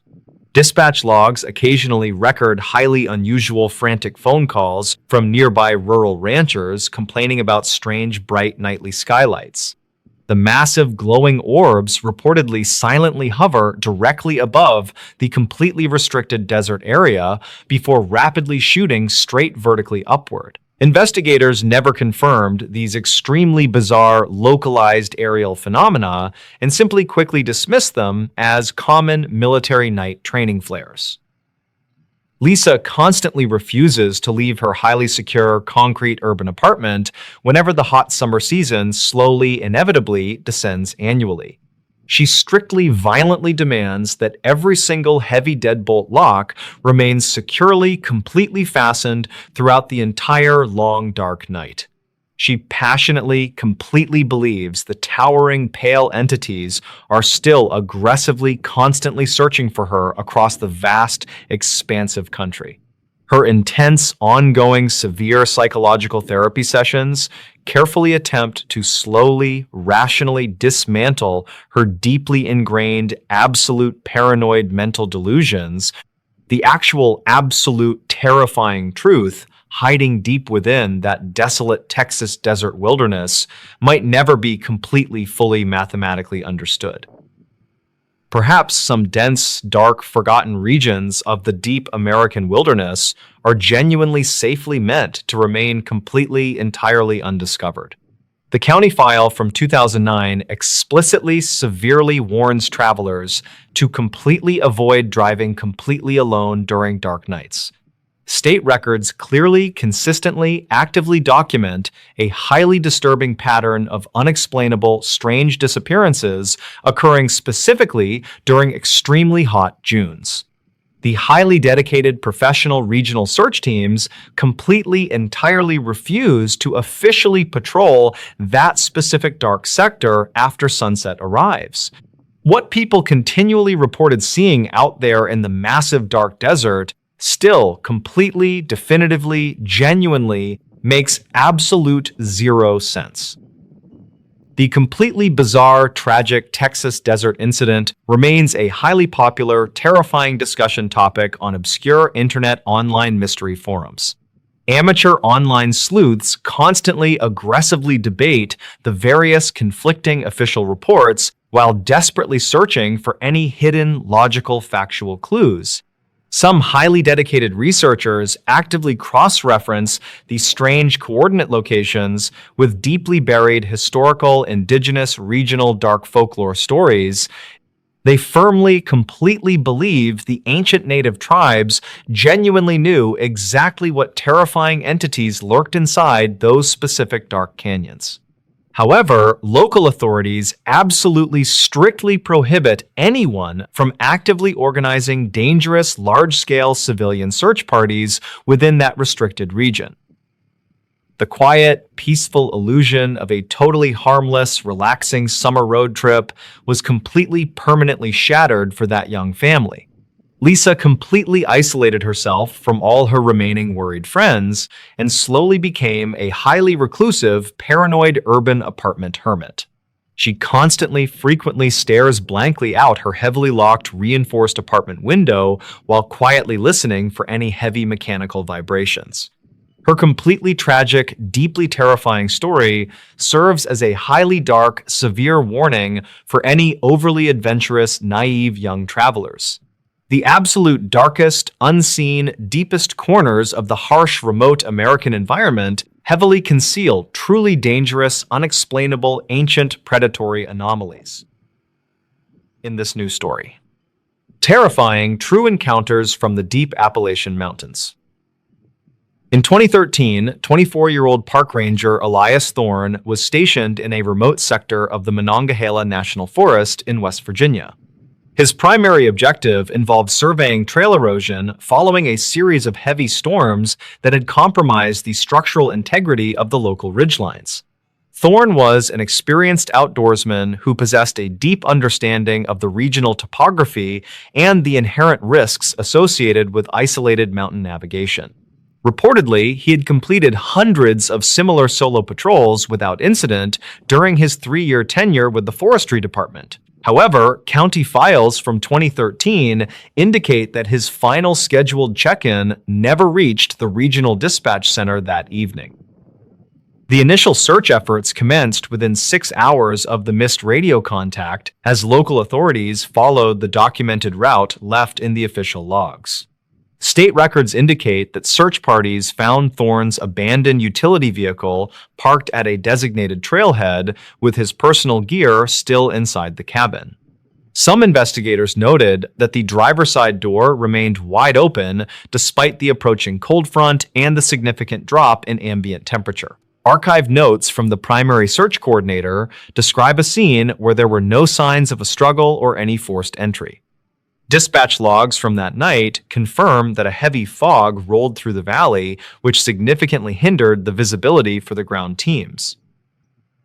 By the morning of the second day, a group of local volunteers claimed they discovered a series of unusual depressions in the soft mud. Investigators never confirmed if these markings were of human origin or simply the result of natural erosion occurring near the creek bed. State records show that the tracks led toward a steep limestone cavern system that was not marked on any of the modern geological maps. According to several archived notes from the period, the cave entrance appeared to have been recently disturbed by something of significant physical mass. The team found a single torn piece of a standard forestry uniform snagged on a sharp rock fragment deep within the dark passage. A secondary forensic team arrived on site to examine the evidence, but they found that the subterranean environment was too unstable for a full descent. Records conflict regarding the exact depth of the shaft and whether the sounds reported by the volunteers were echoes or something more tangible. Some locals claimed they heard a rhythmic metallic scraping emanating from the limestone depths during the quiet hours of the early morning search. County files from 2013 reflect that no animal known to the region would produce a sound matching the descriptions provided by those witnesses. The official investigation eventually stalled due to the lack of physical remains and the increasingly hazardous conditions inside the crumbling cavern system. As the weeks passed into 2014, search teams expanded their radius to include the higher elevation ridges located several miles from the vehicle. Records from the county sheriff department indicate that a second-person 29-year-old surveyor named Sarah Miller also went missing nearby. Miller was reportedly working on a private land assessment project when her equipment was found neatly stacked on a granite boulder. State records show that her GPS unit had been placed on top of the stack and was still powered on when found. Investigators never confirmed why she would abandon her high-value tools in the middle of a shift during broad daylight. Archive notes from the Miller case file describe a series of inconsistent witness accounts regarding her movements on the day she vanished. Some locals claimed they saw a figure matching her description walking toward the high peaks without any of her necessary safety gear. Dispatch logs from that afternoon do not record any distress signals or calls for assistance from her assigned mobile radio unit. State records indicate that the search for Miller was eventually merged with the ongoing investigation into the disappearance of Elias Thorne. Authorities noted that both individuals were last seen within a 5-mile radius of the same unmapped limestone cavern system. During the summer of 2014, a team of specialized cave divers attempted to explore the flooded lower chambers of the mountain range. County files from 2014 suggest that the divers discovered a series of narrow tunnels that showed evidence of human occupation. Archive notes describe the presence of several rusted tools and fragments of clothing that appeared to date back several decades. Investigators never confirmed if these items belonged to recent missing persons or to workers from an abandoned mining operation. Records conflict about whether the tunnel system connects to the surface at any point other than the main limestone entrance. One diver reportedly claimed that he saw a series of deliberate markings etched into the stone walls deep beneath the waterline. These markings appeared to be a set of dates and initials, but the silt levels made it impossible to capture clear images.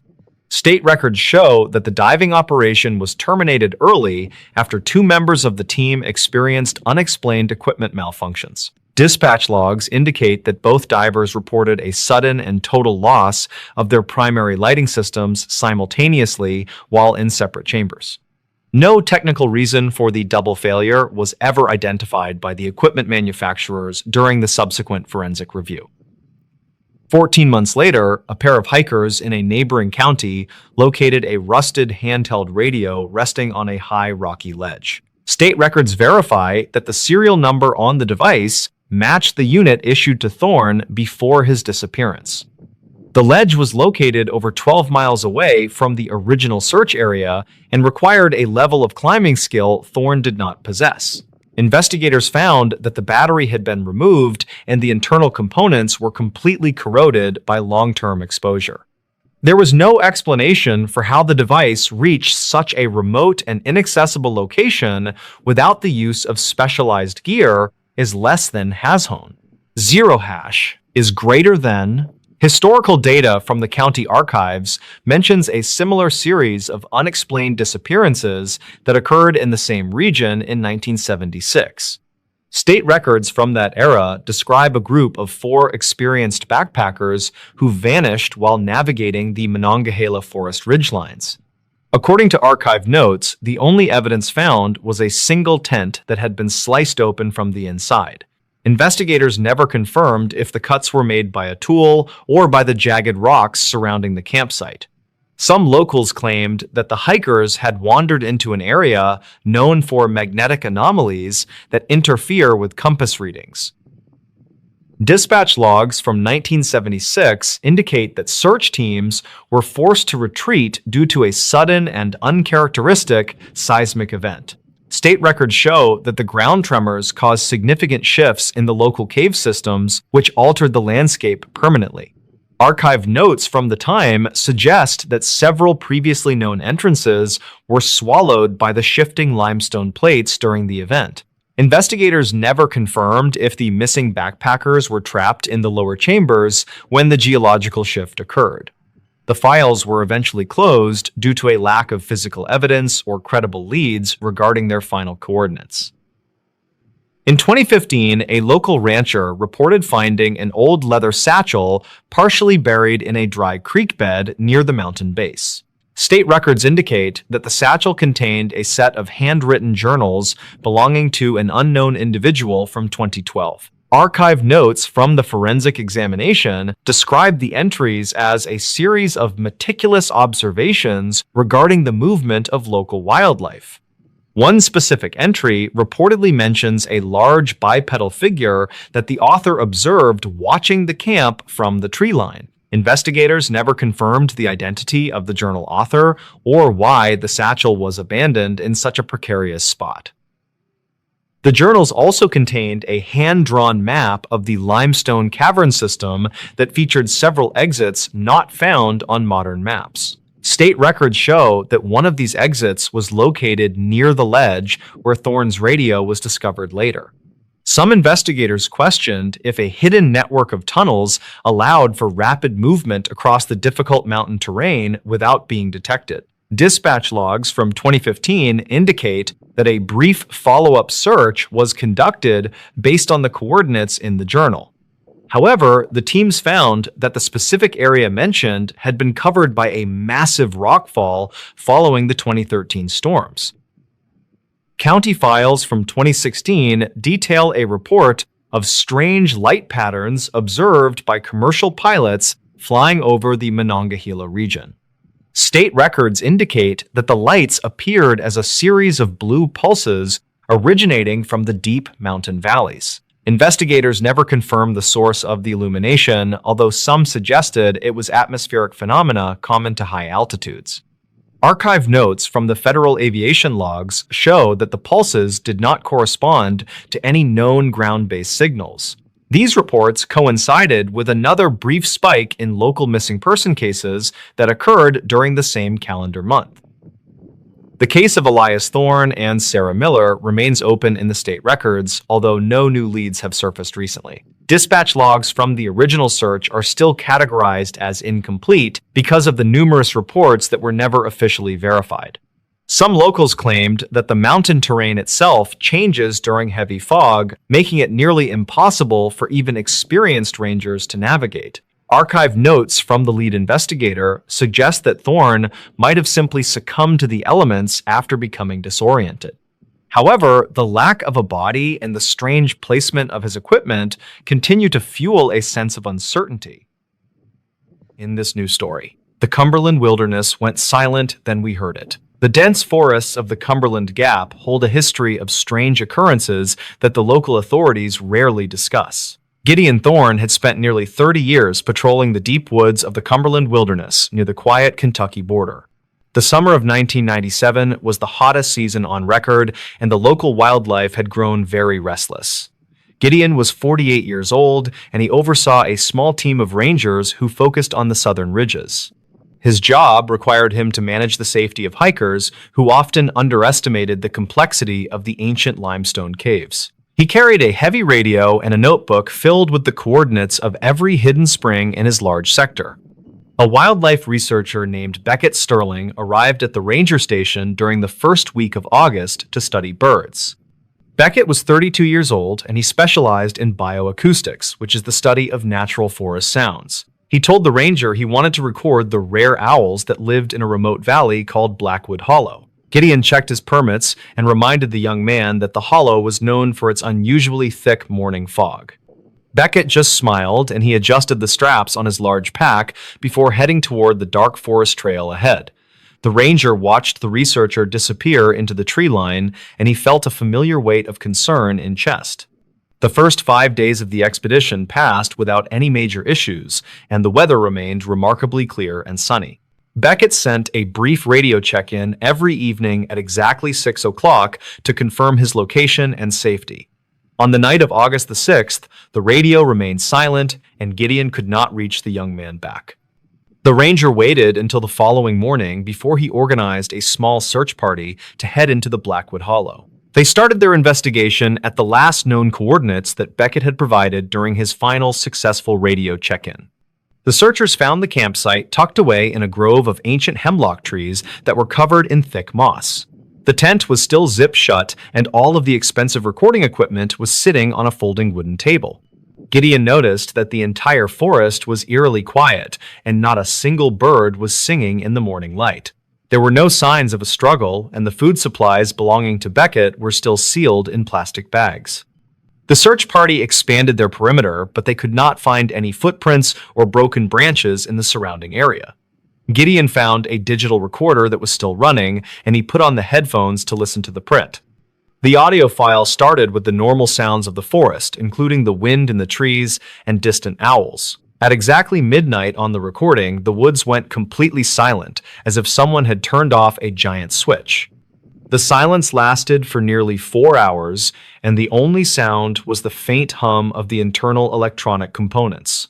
Then a rhythmic tapping started to echo through the speakers, and it sounded like a person using a heavy hammer. Beckett could be heard whispering into his microphone about a large shadow that was moving through the trees near camp. He described a figure that was at least 8 feet tall, and it moved without making any sound on leaves. The researcher sounded terrified, and he said the creature was mimicking the sound of his own voice back to him. According to the recording, the being stood just outside the tent, and it repeated the exact words Beckett spoke. The final entry ended with a loud, metallic screech and the sound of something heavy being dragged across the ground. Gideon felt a chill go down his spine as he realized that the researcher was not alone in Hollow. The search party spent the next 3 days scouring every inch of the valley, but they found absolutely nothing new. Gideon decided to review the archived dispatch logs from the early 1970s to see if this happened before then. He discovered that 3 other researchers had vanished in Blackwood Hollow under the exact same circumstances during the summer months. Each case involved a period of total forest silence, followed by reports of strange voices echoing through the limestone caves. Gideon realized that the hollow acted like a natural echo chamber that could capture and repeat sounds for many years. He returned to the campsite one last time, and he began to tap on the nearby rock walls with shovel. He heard a human voice whisper his name from deep within the stones, and it sounded exactly like Beckett Sterling. The ranger followed the sound toward a narrow opening in the cliff face that was hidden behind a thick waterfall. He squeezed through the gap, and he found himself in a large cavern that was filled with old recording gear. The equipment was decades old, and it had been carefully organized by someone who knew exactly how it all worked.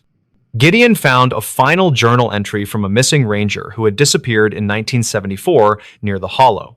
The writing described a group of beings who lived in the caves and used sound to hunt their human prey. These creatures could perfectly mimic the voices of loved ones to lure people away from their safe and marked trails. Gideon realized that Beckett had been tricked into following a voice that sounded like a friend calling for help.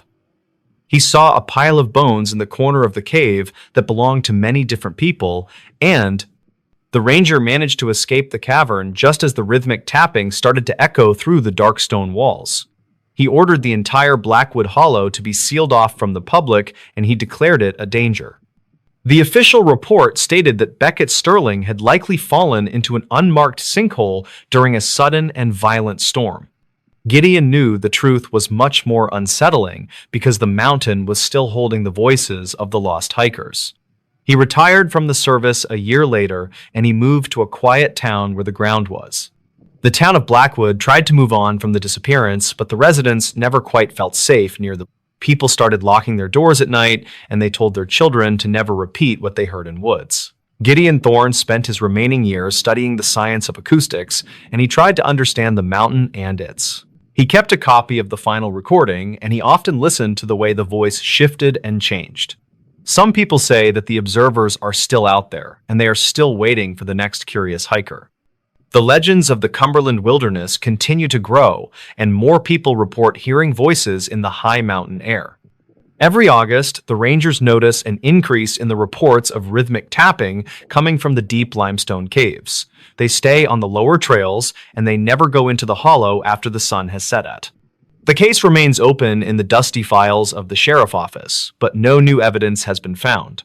The forest remains thick, and the secrets of the Cumberland Gap are buried deep within the cold gray stone.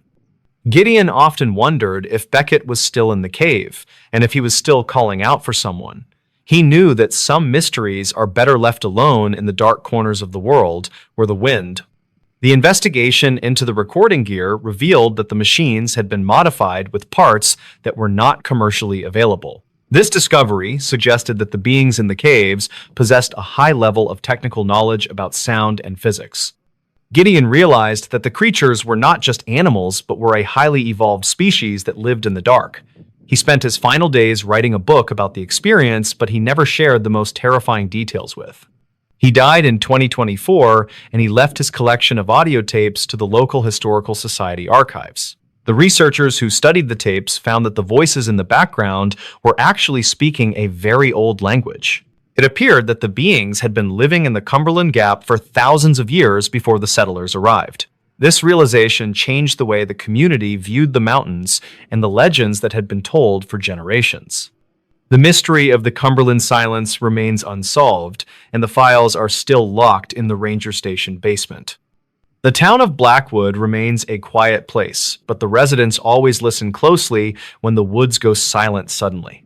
They know that the mountain has a memory, and it never forgets a sound that it has heard before. Silas Thorne occasionally visits the old trailhead, and he leaves a small offering of electronics or metal on the rocks. He says it is a way to acknowledge the power of the mountain and its silent and ancient watchers.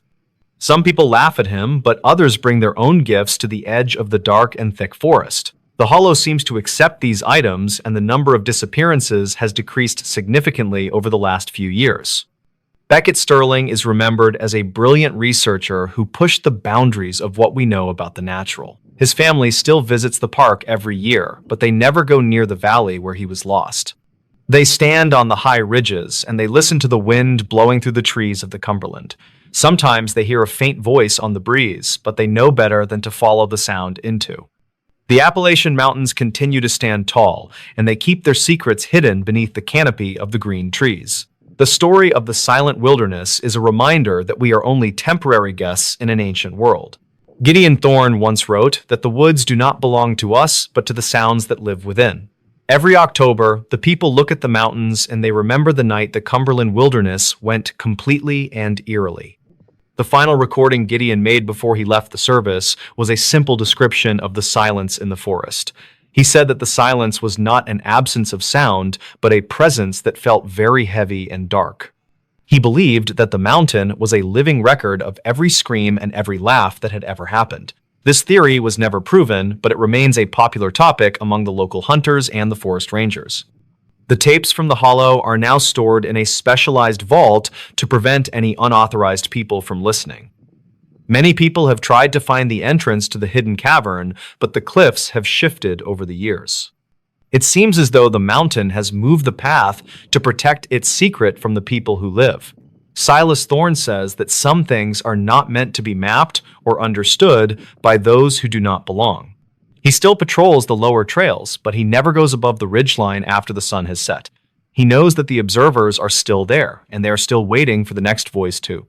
The legend of the Cumberland Silence is a chilling reminder of the power of the strange and the dark. The mountain remains a silent witness to the history of the land and the people who have passed through. Every year, the fog rolls into the hollow, and the woods go quiet once again for a long time.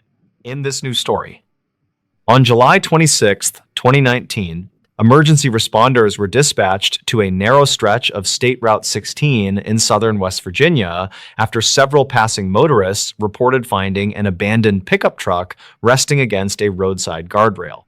The collision itself appeared minor. The airbags had not deployed, the windshield remained intact, and investigators found no evidence suggesting another vehicle had been involved. What immediately concerned deputies was the complete absence of the driver. The truck's engine was still warm when the first deputy arrived, the headlights remained on, and the driver's wallet, cell phone, and vehicle keys were all found inside the cab. Under ordinary circumstances, investigators expected to locate the driver somewhere nearby within a matter of minutes.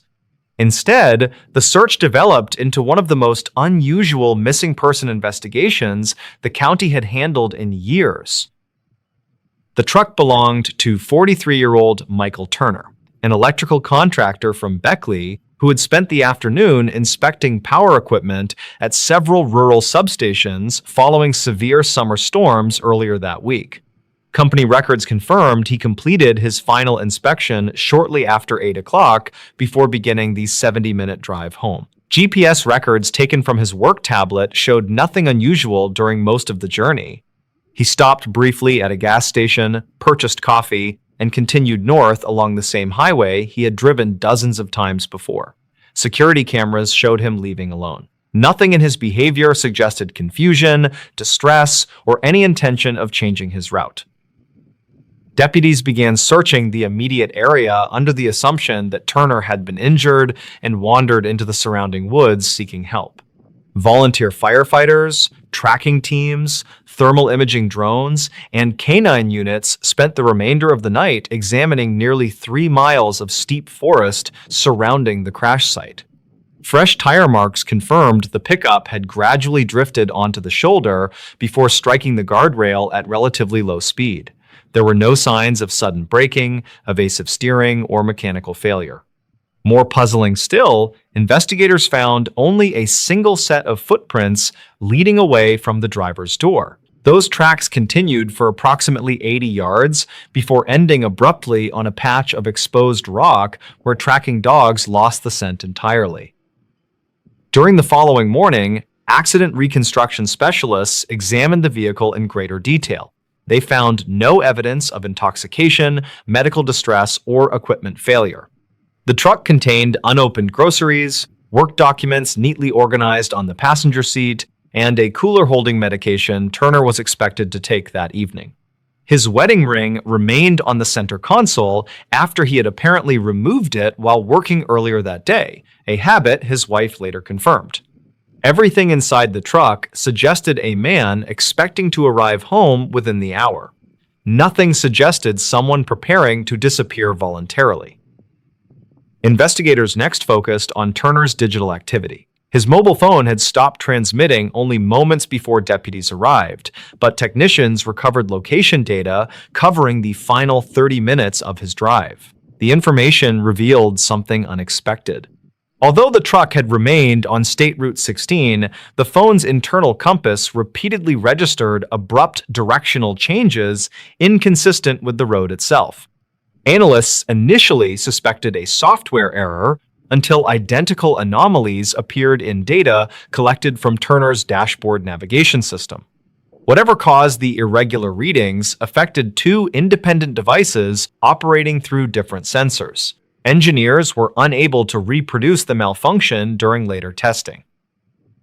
As search operations expanded, detectives interviewed motorists who had driven the same stretch of highway that evening. Most remembered nothing unusual beyond the abandoned pickup.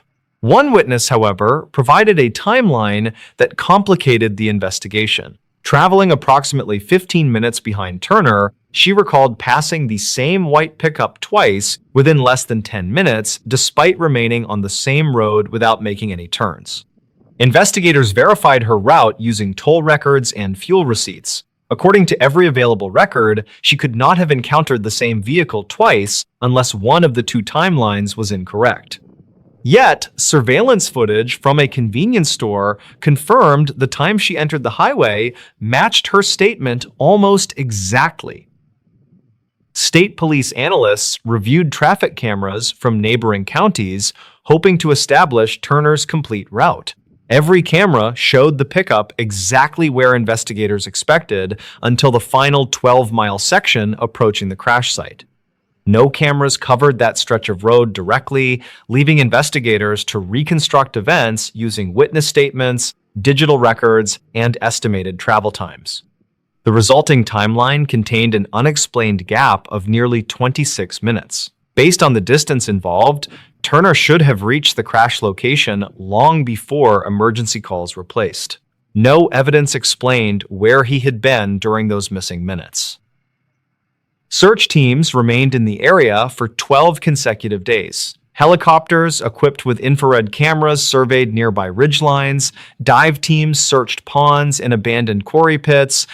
Hundreds of volunteers walked carefully spaced grid patterns across dense woodland. Despite covering more than 1,800 acres, investigators recovered nothing beyond the original footprints, ending on exposed stone. The absence of additional physical evidence gradually shifted attention away from the surrounding forest and toward the unanswered questions contained within the timeline itself. Several months later, forensic analysts completed a detailed examination of the pickup's onboard computer. Among thousands of ordinary vehicle records, technicians discovered that every electronic system inside the truck had briefly lost synchronized time shortly before the collision. The discrepancy lasted only 43 seconds before correcting automatically. Individually, such errors occasionally occurred in modern vehicles. What attracted investigators' attention was that Turner's phone, work tablet, and dashboard navigation system all recorded nearly the same unexplained interruption within the same minute. Specialists from both the vehicle manufacturer and the software companies involved agreed on only one point. They had never encountered identical timing anomalies across 4 independent electronic systems operating simultaneously. The investigation officially remains open. Michael Turner has never been located, and no evidence has emerged indicating he intentionally disappeared or became the victim of a known crime.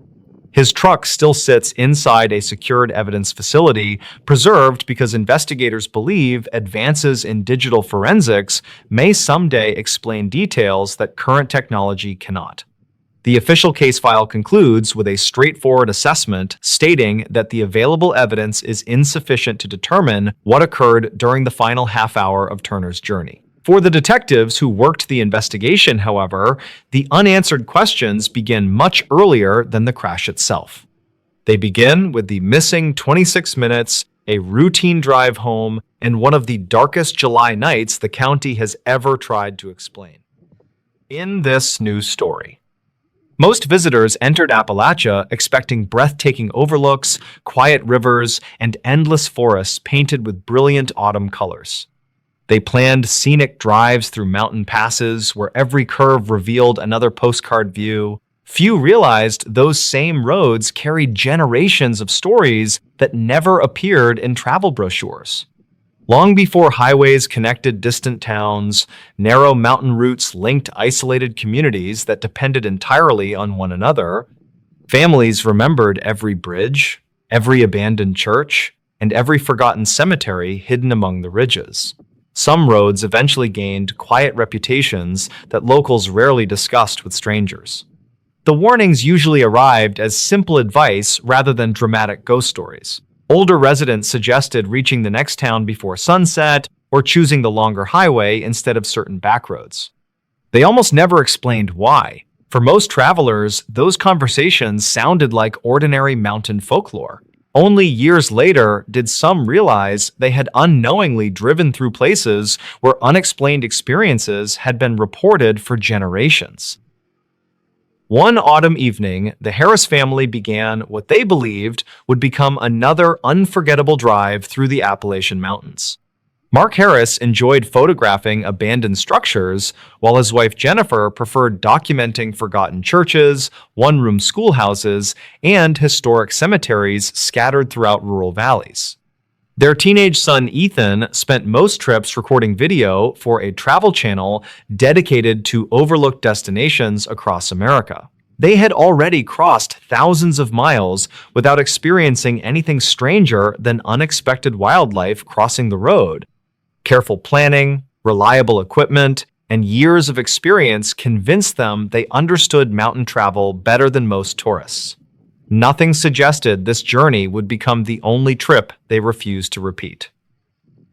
Their route followed a collection of state highways winding through remote sections of eastern Appalachia, where towns sometimes stood nearly 40 miles apart. Cellular reception faded shortly after leaving the interstate.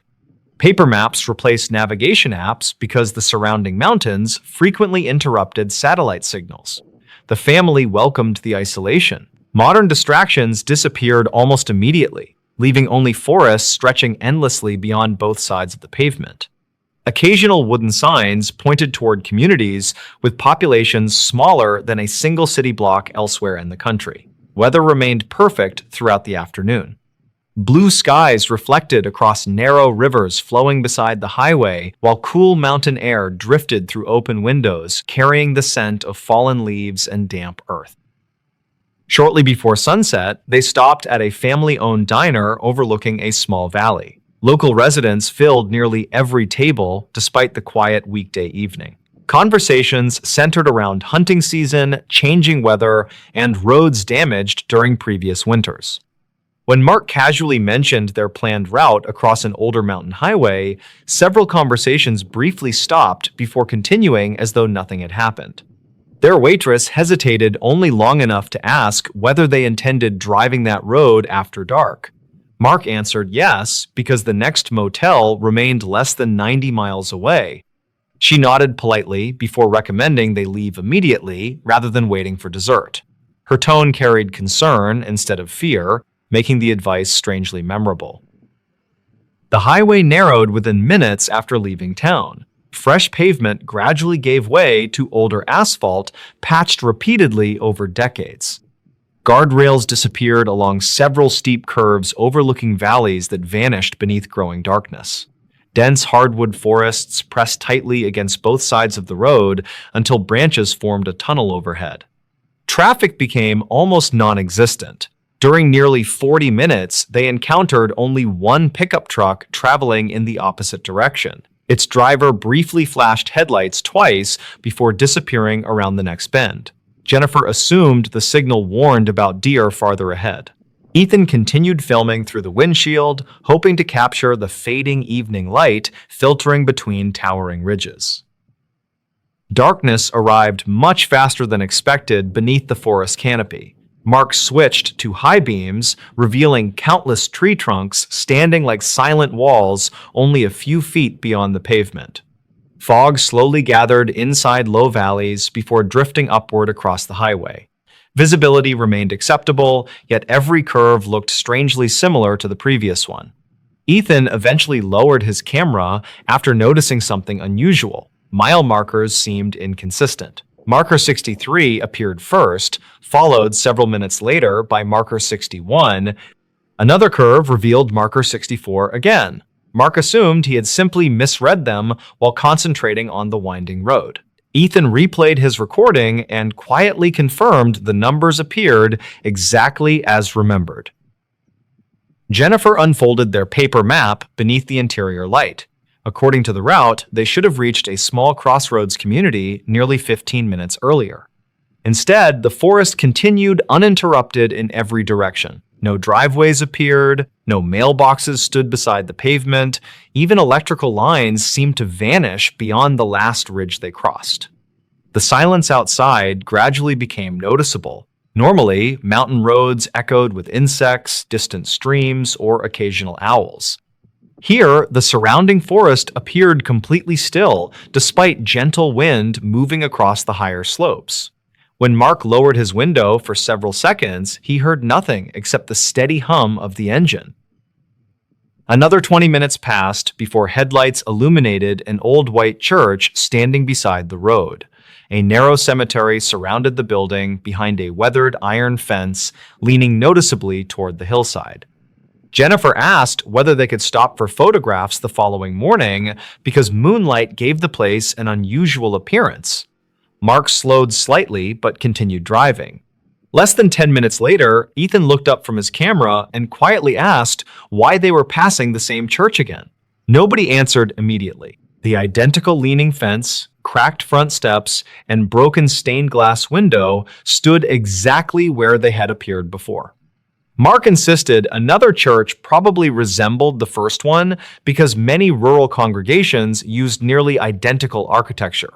Ethan remained unconvinced after comparing both video clips side by side.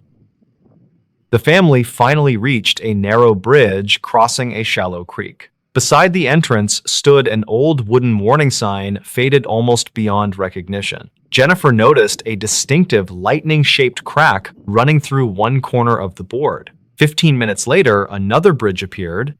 The same crack marked another weathered sign, standing in exactly the same position. Ethan searched his earlier footage again before quietly showing the screen to his parents. Every knot in the wood matched perfectly. Even missing paint formed identical patterns. Mark felt the first genuine wave of uncertainty since entering the mountains. He checked the odometer. According to the vehicle, they had traveled nearly 60 additional miles, yet every landmark suggested otherwise. Concern slowly replaced curiosity. Mark attempted turning onto the first side road they encountered, hoping it would reconnect with another highway. Less than 5 minutes later, the narrow lane curved unexpectedly before returning to the same main road from the opposite direction. The old bridge stood ahead once again. Jennifer suggested consulting a compass stored inside the glove compartment. The needle refused to settle in one direction, drifting slowly before stopping, then turning again without obvious reason. Ethan tried restarting his phone, even though no signal remained available. The digital map loaded briefly before displaying their location several counties away, then disappeared completely. None of the devices agreed with one another. Shortly after midnight, another vehicle finally appeared behind them. Relief spread through the family until Jennifer noticed something unsettling. The headlights never seemed to grow closer, despite following for nearly 15 minutes. They remained the same distance back through every curve, occasionally disappearing behind hills before returning exactly where they had been before. Mark reduced speed, hoping the driver would pass. The lights slowed as well. He accelerated slightly. They matched his pace again without gaining or falling farther behind. Ethan filmed through the rear window until the headlights vanished completely while rounding one sharp bend. The road behind them remained empty for miles afterward. Nearly an hour later, they reached a small gas station illuminated by a single fluorescent light. Relief quickly turned into confusion after discovering the pumps covered with rust and weeds growing through cracked concrete. Dust coated every window. The building had obviously been abandoned for years. Jennifer later recalled feeling certain she had seen the lights glowing from nearly a mile away, yet no electrical service appeared connected anywhere on the property. Ethan photographed the station before they continued driving. The digital timestamps on every image later showed conflicting times despite being taken only seconds apart. Some indicated photographs captured before they entered the highway, while others appeared almost 2 hours into the future. No explanation ever accounted for the corrupted sequence. The highway finally emerged from the mountains shortly before dawn. A larger state road appeared ahead, along with the first passing traffic they had seen in hours. They stopped at a convenience store where the cashier immediately asked whether they had spent the night on the old mountain route. Without describing their experience, Mark simply nodded. The cashier quietly explained that travelers occasionally arrived exhausted after believing they had driven in circles despite following the same highway. Most blamed heavy fog, unfamiliar terrain, or fatigue. Others refused, discussing the experience altogether. Local law enforcement had investigated numerous reports over the years, yet found no damaged signs, missing intersections, or roadway defects capable of explaining why unrelated visitors described remarkably similar experiences separated by decades. Back home, the Harris family reviewed every photograph, map, and video collected during the trip. Mileage records, timestamps, and recorded landmarks refused to fit into any logical sequence. Nothing proved anything supernatural had occurred. Mountain roads, exhaustion, changing weather, and human perception could easily combine in unexpected ways. Researchers studying navigation errors have long documented how isolated environments distort distance, direction, and memory, especially after dark. Even so, one detail remained impossible for the family to ignore. Ethan's continuous dashboard recording showed the same weathered church appearing twice without any visible turnaround, intersection, or break in the journey. Every attempt to retrace the route months later failed because neither the church nor the abandoned gas station could be located where maps indicated they should have been. Today, the family still visits Appalachia, but they never travel unfamiliar mountain roads after sunset. Whenever someone asks why, they simply recommend reaching the next town before dark, repeating the same quiet advice once offered to them without explanation. In this new story, the Carter family had lived in the same narrow Appalachian hollow for nearly 12 years before anything unusual ever happened. Their weathered farmhouse rested between steep forested ridges where sunlight disappeared long before evening reached nearby towns. Only 4 other homes stood within several miles, separated by winding gravel roads and dense hardwood forests that seemed to swallow every sound after sunset. The isolation had always been part of the appeal because the family preferred quiet lives away from crowded highways and expanding suburbs. Neighbors often described the hollow as peaceful, despite its reputation among older residents who quietly admitted they avoided walking those woods after dark. Spring arrived later than expected during that particular year. Cold mornings lingered well into April, leaving thick patches of fog trapped along the valley floor until midday. The Carter family continued their daily routines without noticing anything out of place. David worked maintenance at a nearby lumber mill while his wife Karen managed the property and homeschooled their youngest daughter. Their older son often hunted turkey before sunrise, returning with stories about deer trails, black bears, and distant owls. Nothing in those conversations hinted that the family would soon become the subject of whispered discussions throughout neighboring communities. The first strange incident appeared so ordinary that nobody thought it deserved much attention. Shortly after midnight, one calm Tuesday, Karen woke because someone seemed to be slowly walking across the gravel driveway outside their bedroom window. The footsteps remained steady without rushing or hesitating. She assumed a neighbor needed help with a broken truck because emergencies sometimes happened in remote mountain communities. David pulled aside the curtain, expecting headlights or flashlights. Instead, he found only darkness stretching across the yard beneath a cloud-covered sky. The footsteps stopped the moment he looked outside, leaving complete silence behind.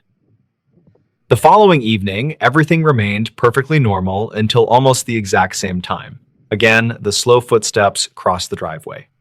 Again, they sounded close enough to identify individual stones shifting beneath heavy boots. David immediately stepped onto the porch carrying a flashlight. The beam reached the tree line without revealing anyone.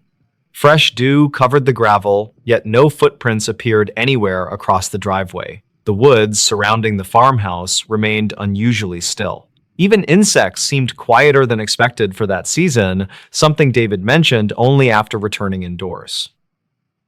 By the end of the week, every member of the family except the youngest daughter had heard the footsteps. Each person described the same deliberate pace. Nobody reported running, stumbling, or changing direction. Whatever produced the sound seemed to walk directly toward the front porch before stopping several feet short of the steps. Then, absolute silence followed. The family waited behind darkened windows several nights, hoping to catch whoever might be playing an elaborate prank. No figure ever appeared despite the unmistakable sound approaching the house with remarkable consistency. Weeks passed before another detail entered the story. Their closest neighbor, who lived almost 2 miles away, casually mentioned hearing someone walking outside his barn after midnight. He assumed raccoons had climbed across stored equipment until he noticed the sounds resembled measured human footsteps rather than animal movement. When David described similar experiences, the neighbor grew noticeably uncomfortable. He admitted older relatives once warned him never to investigate unexplained footsteps echoing through mountain hollows during unusually quiet nights. Those warnings came without explanations because previous generations rarely discussed such experiences openly. David dismissed the conversation as local folklore, even though the timing unsettled him. Rural Appalachian communities preserved countless stories passed through families for generations. Most involved cautionary tales meant to keep children away from abandoned mines, unstable cliffs, or unfamiliar strangers. He believed these newer rumors probably served the same purpose. Nevertheless, he installed brighter floodlights around the farmhouse and checked every window before sleeping. The lights illuminated nearly every corner of the property, making it difficult for anyone to approach unnoticed. Despite those changes, the footsteps continued exactly as before. Summer brought warmer temperatures and longer evenings. Friends visited for weekend cookouts, often staying well past sunset. Nothing unusual happened whenever guests remained outside. The strange sounds appeared only after everyone else had left and the family settled into bed. One visitor later remarked that the property felt unusually peaceful compared with neighboring valleys because almost no highway noise reached the hollow. Karen privately wondered whether that silence simply made ordinary nighttime sounds seem more disturbing. She tried convincing herself the explanation was psychological, yet every repeated incident chipped away at that confidence. One humid July night, the pattern unexpectedly changed. Instead of stopping near the porch, the footsteps slowly circled the entire farmhouse. Each family member listened while the unseen walker completed what sounded like a careful inspection around every exterior wall. Wooden boards occasionally creaked beneath invisible weight. Gravel shifted beside basement windows. Dry leaves rustled near the back entrance.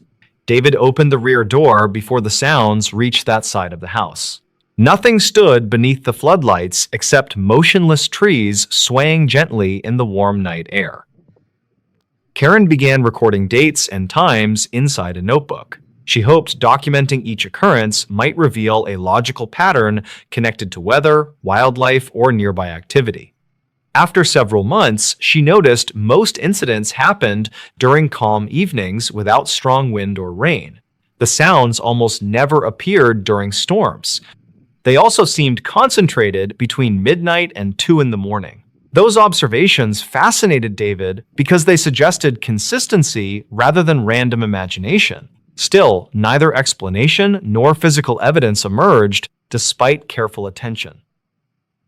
The new house seemed perfect until we heard someone upstairs. Deep within the historic suburban neighborhoods of Savannah, a young married couple purchased their beautiful colonial dream home.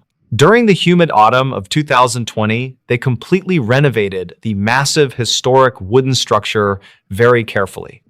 What actually happened during their very first night indoors completely defies any basic, logical, modern scientific explanation today.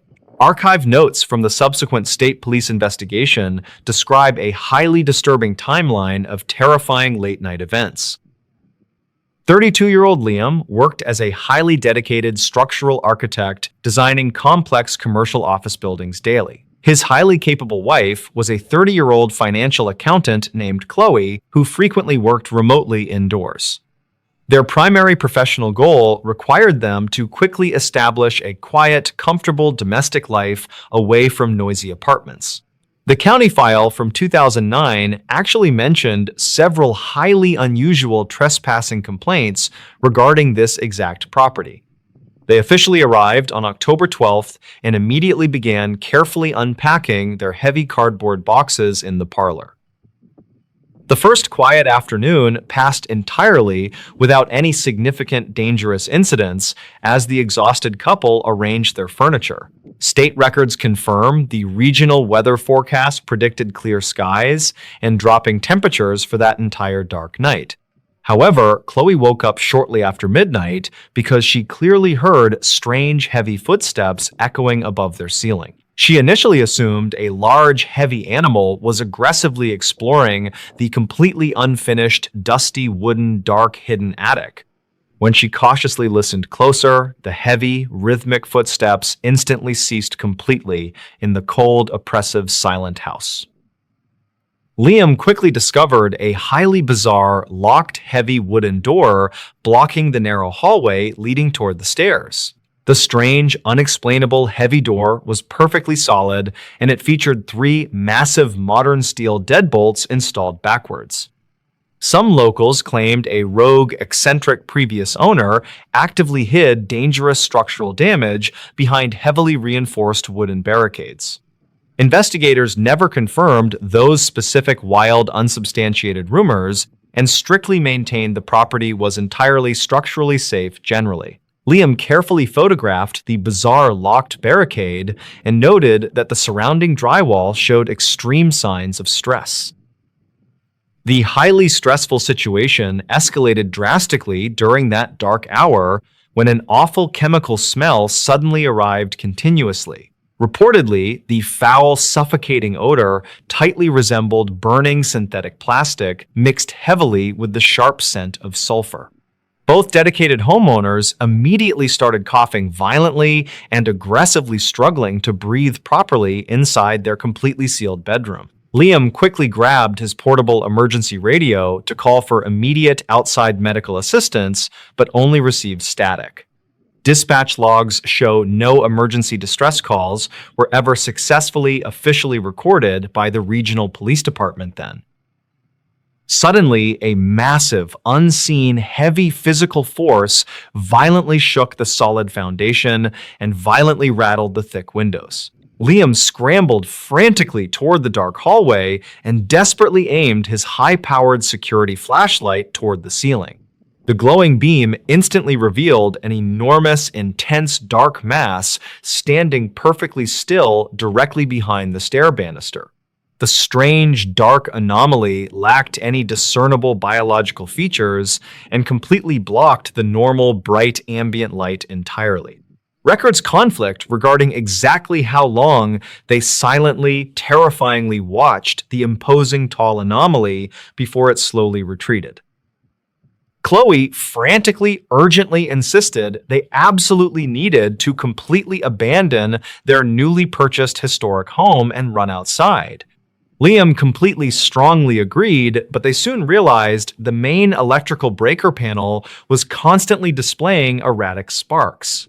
They were effectively hopelessly trapped inside a massive, unforgiving structural maze known for permanently confusing, highly experienced contractors. The desperate, anxious architect decided to blindly, violently run toward the front door, hoping to retrieve his keys. He confidently, blindly sprinted continuously through the freezing dark living room until he eventually physically discovered the entrance. Liam remained entirely, completely, silently hidden behind the thick, solid wooden couch while intensely listening for aggressive movements. Archived notes from Liam stated he repeatedly caught brief, terrifying glimpses of pale, smooth, large objects moving swiftly. Every single time he abruptly, cautiously raised his head to firmly point out the hidden observer, they vanished. Utter physical, mental exhaustion eventually heavily forced him to quickly, carefully establish a completely vulnerable, unprotected defensive position. He huddled tightly, safely, against the heavy metal radiator while strongly clutching a heavy steel flashlight for protection.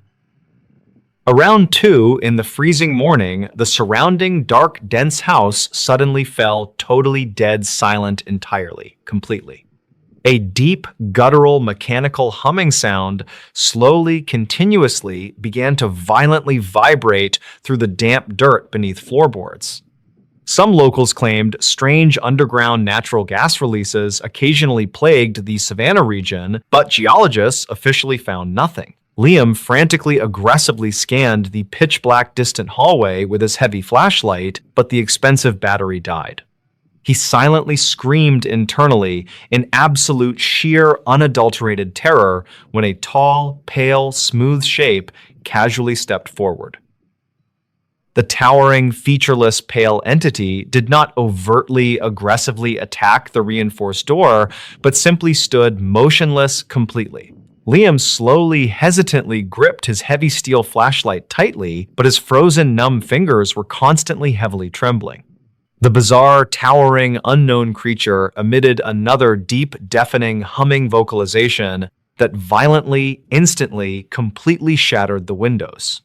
Plunged into total, suffocating, pitch-black darkness inside the house, the terrified young couple blindly, frantically crawled desperately. They hopelessly, blindly waited continuously inside the highly secure, locked basement room until the early morning sunlight arrived. A commercial utility repair operator miraculously happily found the rural property completely devastated near the heavily designated street. The highly traumatized young couple was severely, badly dehydrated and suffering from multiple minor bleeding lacerations from glass. State records confirm they were quickly, safely, immediately transported to a local regional medical hospital and strictly treated. When heavily armed local police deputies eventually carefully, safely navigated back to retrieve the abandoned property, they discovered chaos. The heavy, durable wooden interior doors were completely, entirely melted into toxic puddles and all metal hinges twisted. Liam was tragically completely unable to mentally process his terrifying experience despite the massive, highly coordinated psychological support. Highly trained tracking search dogs completely, entirely lost any distinct individual scent trails near the steep property edge. Law enforcement officials strongly, firmly suspected the blindly, quickly fleeing couple accidentally, entirely hallucinated the terrifying, massive entity. However, they absolutely could not logically, realistically explain how the heavy steel locks were completely melted by temperatures. The overwhelming, putrid atmospheric sulfur smell and the highly localized underground ground vibrations also strictly remained completely unsolved. Chloe completely, permanently, fully abandoned her promising financial accounting career and rapidly moved to a highly bustling city. She completely, absolutely, strictly refused to conduct any further public media interviews regarding her terrifying, unexplainable house experiences. She eventually, quietly, safely, wrote a highly obscure, completely anonymous internet blog detailing her intense, lingering, severe trauma. Reportedly, she deeply, severely suffered from chronic, daily, heavy insomnia and constant, terrifying nightmares featuring tall, smooth entities. Dispatch logs routinely, regularly show she frequently, frantically called local urban police authorities, continually complaining about heavy vibrations. The deep, dark, isolated suburban Savannah house remains mostly completely, thoroughly abandoned and deeply, heavily feared by residents. Experienced local rural real estate agents actively, aggressively, strictly discourage overly ambitious amateur novice buyers from exploring acreage. Official public state records conflict regarding the actual, total, highly accurate number of missing trespasser cases strictly linked. Some ambitious, independent, amateur internet investigators occasionally, dangerously, completely venture into the dark, unmarked house hoping for evidence. Most of them always safely return completely empty-handed, while a few others quickly emerge with unsettling stories. The absolute, total, complete lack of any definitive, hard physical evidence heavily, continually, profoundly frustrates those who believe. The completely destroyed internal security cameras conveniently, completely, permanently erased any potential digital visual proof of the entity. Vociferous internet online skeptics constantly, loudly, aggressively argue that sheer blind panic and total utter darkness easily transformed. Archived notes, carefully, thoroughly gathered from the official local police investigation, confidently, strictly concluded that an undocumented leak, yet the exact, highly specific, true physical origin nature of those massive, perfectly smooth melted door frames remains. University biology science experts quickly, easily, permanently dismiss the crazy, ridiculous, bizarre idea of a completely unknown anomaly. They firmly, constantly, strongly argue that an active, healthy, massive biological population of large hidden creatures leaves evidence. No unusual biological organic hair samples or strange skeletal biological bone remains have ever been definitively positively linked. Some locals claimed the federal, national, centralized government quietly, aggressively, permanently suppressed the actual truth to protect operations. Investigators never confirmed any grand, illegal, hidden conspiracy and simply safely, permanently, officially closed the bizarre, terrifying case. The strange things that happened during those June nights. Deep within the heavy, humid swamps of southern Louisiana, an isolated botanical expedition encountered something entirely unexplained. During the sweltering hot summer of 2017, two highly dedicated researchers established a remote camp. What they recorded over 3 continuous, terrifying nights remains a highly contested mystery among local authorities today. Archived notes from their official state investigation reveal a disturbing timeline that defies simple, logical, scientific explanation. Mark was a 32-year-old professional field botanist tasked with documenting rare endangered swamp orchids. His capable working partner was a 29-year-old highly experienced wildlife photographer named Lisa. Their primary scientific objective required them to camp deep inside the remote bayou away from established trails. The official county file from 2009 mentioned highly unusual animal migration patterns throughout that region. They safely arrived on June 12th and immediately began setting up their heavy equipment near dark water. The first quiet night passed without any significant dangerous incidents as the thoroughly exhausted researchers slept soundly. State records confirm that severe scattered thunderstorms unexpectedly bypassed their specific location despite highly ominous weather predictions.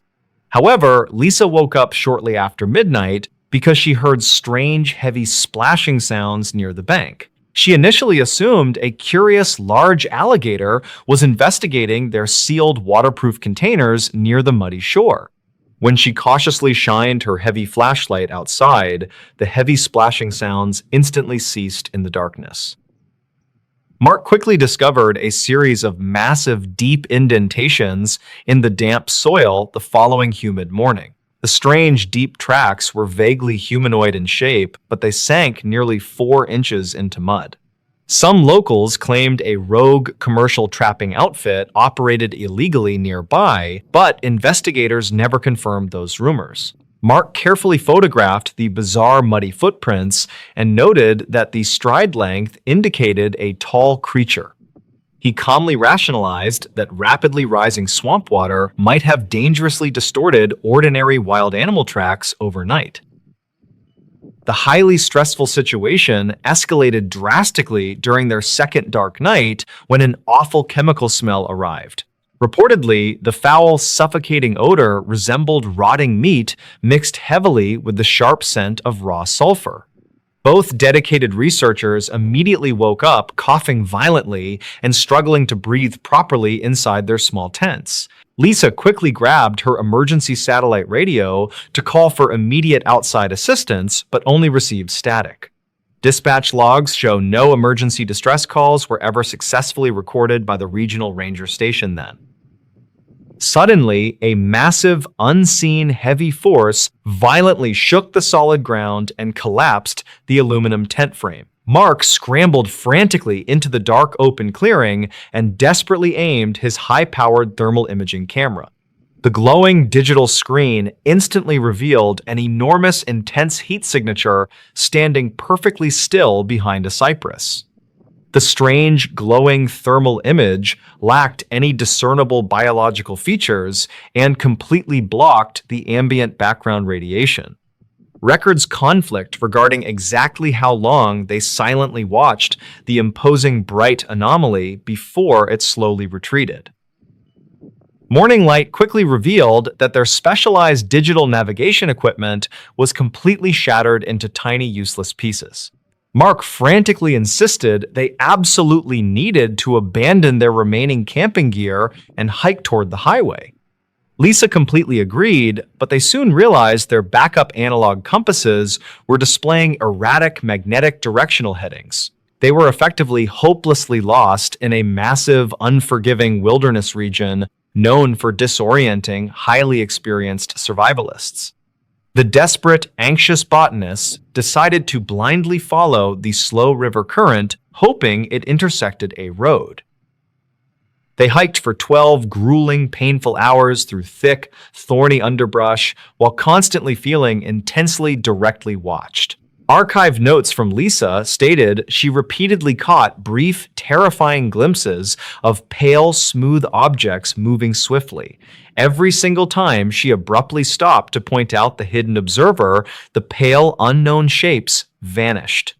Utter physical exhaustion eventually forced them to establish a completely vulnerable, unprotected makeshift camp by the water. They huddled tightly together by a small, warm fire while clutching their sturdy walking sticks for protection. Around 2 in the morning, the surrounding dark, dense woods suddenly fell dead silent as insects stopped. A deep, guttural, mechanical humming sound slowly began to vibrate through the damp dirt beneath their boots. Some locals claimed strange underground natural gas releases occasionally plagued the region, but geologists found no evidence. Mark frantically scanned the pitch-black distant tree line with his thermal camera, but the battery exploded. Lisa screamed loudly in absolute terror when a tall, pale, smooth shape casually stepped into the firelight. The towering, featureless, pale entity did not aggressively attack them, but simply stood motionless, staring blankly ahead. Mark slowly reached for his heavy orange flare gun, but his frozen, numb fingers were trembling violently. The bizarre, towering, unknown creature emitted another deep, deafening, humming vocalization that violently extinguished the campfire flames. Plunged into total suffocating pitch darkness, the two terrified close friends blindly ran into the treacherous swamp. They hopelessly sprinted blindly through the dense, tangled brush until they eventually separated from each other forever. A commercial swamp airboat tour operator miraculously found Lisa wandering aimlessly near a designated access channel. The young, traumatized photographer was severely dehydrated and suffering from multiple minor lacerations caused by sharp branches.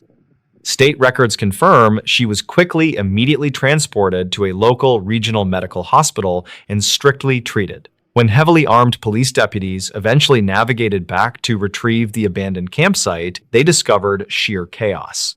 The heavy, durable canvas tents were completely melted into toxic puddles, and all metal hand tools twisted. Mark was tragically never seen again, despite the massive, coordinated regional search effort spanning 3 adjacent parishes. Highly trained search dogs completely lost his distinct individual scent trail near the edge of a deep bog. Law enforcement officials strongly suspected the blindly fleeing botanist accidentally fell into the massive, dark, deep sinkhole. However, they could not realistically explain how the heavy camping equipment was melted by extreme temperatures. The overwhelming putrid atmospheric sulfur smell and the localized underground ground vibrations also remained totally unsolved. Lisa permanently abandoned her promising wildlife photography career and moved to a bustling, noisy urban city. She completely, absolutely refused to conduct any further public media interviews regarding her terrifying, unexplainable swamp experiences. She eventually quietly wrote a highly obscure anonymous internet blog detailing her intense, lingering psychological mental trauma. Reportedly, she deeply suffered from severe chronic daily insomnia and constant terrifying nightmares featuring tall, faceless entities. Dispatch logs routinely show she frequently called local urban police authorities complaining about strange, heavy mechanical vibrations. The deep, dark Louisiana swamps remain mostly completely uncharted and deeply thoroughly feared by many veteran guides. Experienced local boat tour operators actively, aggressively discourage overly ambitious amateur novice tourists from exploring that bayou. Official public records conflict regarding the actual total accurate number of missing persons cases linked to wilderness. Some ambitious, independent amateur internet investigators occasionally dangerously venture into the region, hoping to finally capture evidence. Most of them always return completely empty-handed, while a few others emerge with deeply unsettling stories.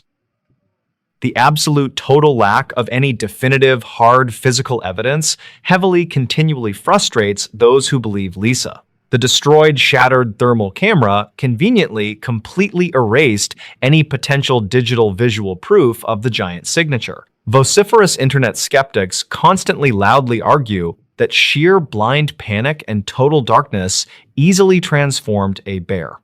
Archived notes carefully gathered from the official police investigation confidently concluded that an undocumented toxic gas leaked. Yet, the exact, specific, true origin nature of those massive, perfectly smooth footprints remains a contested topic.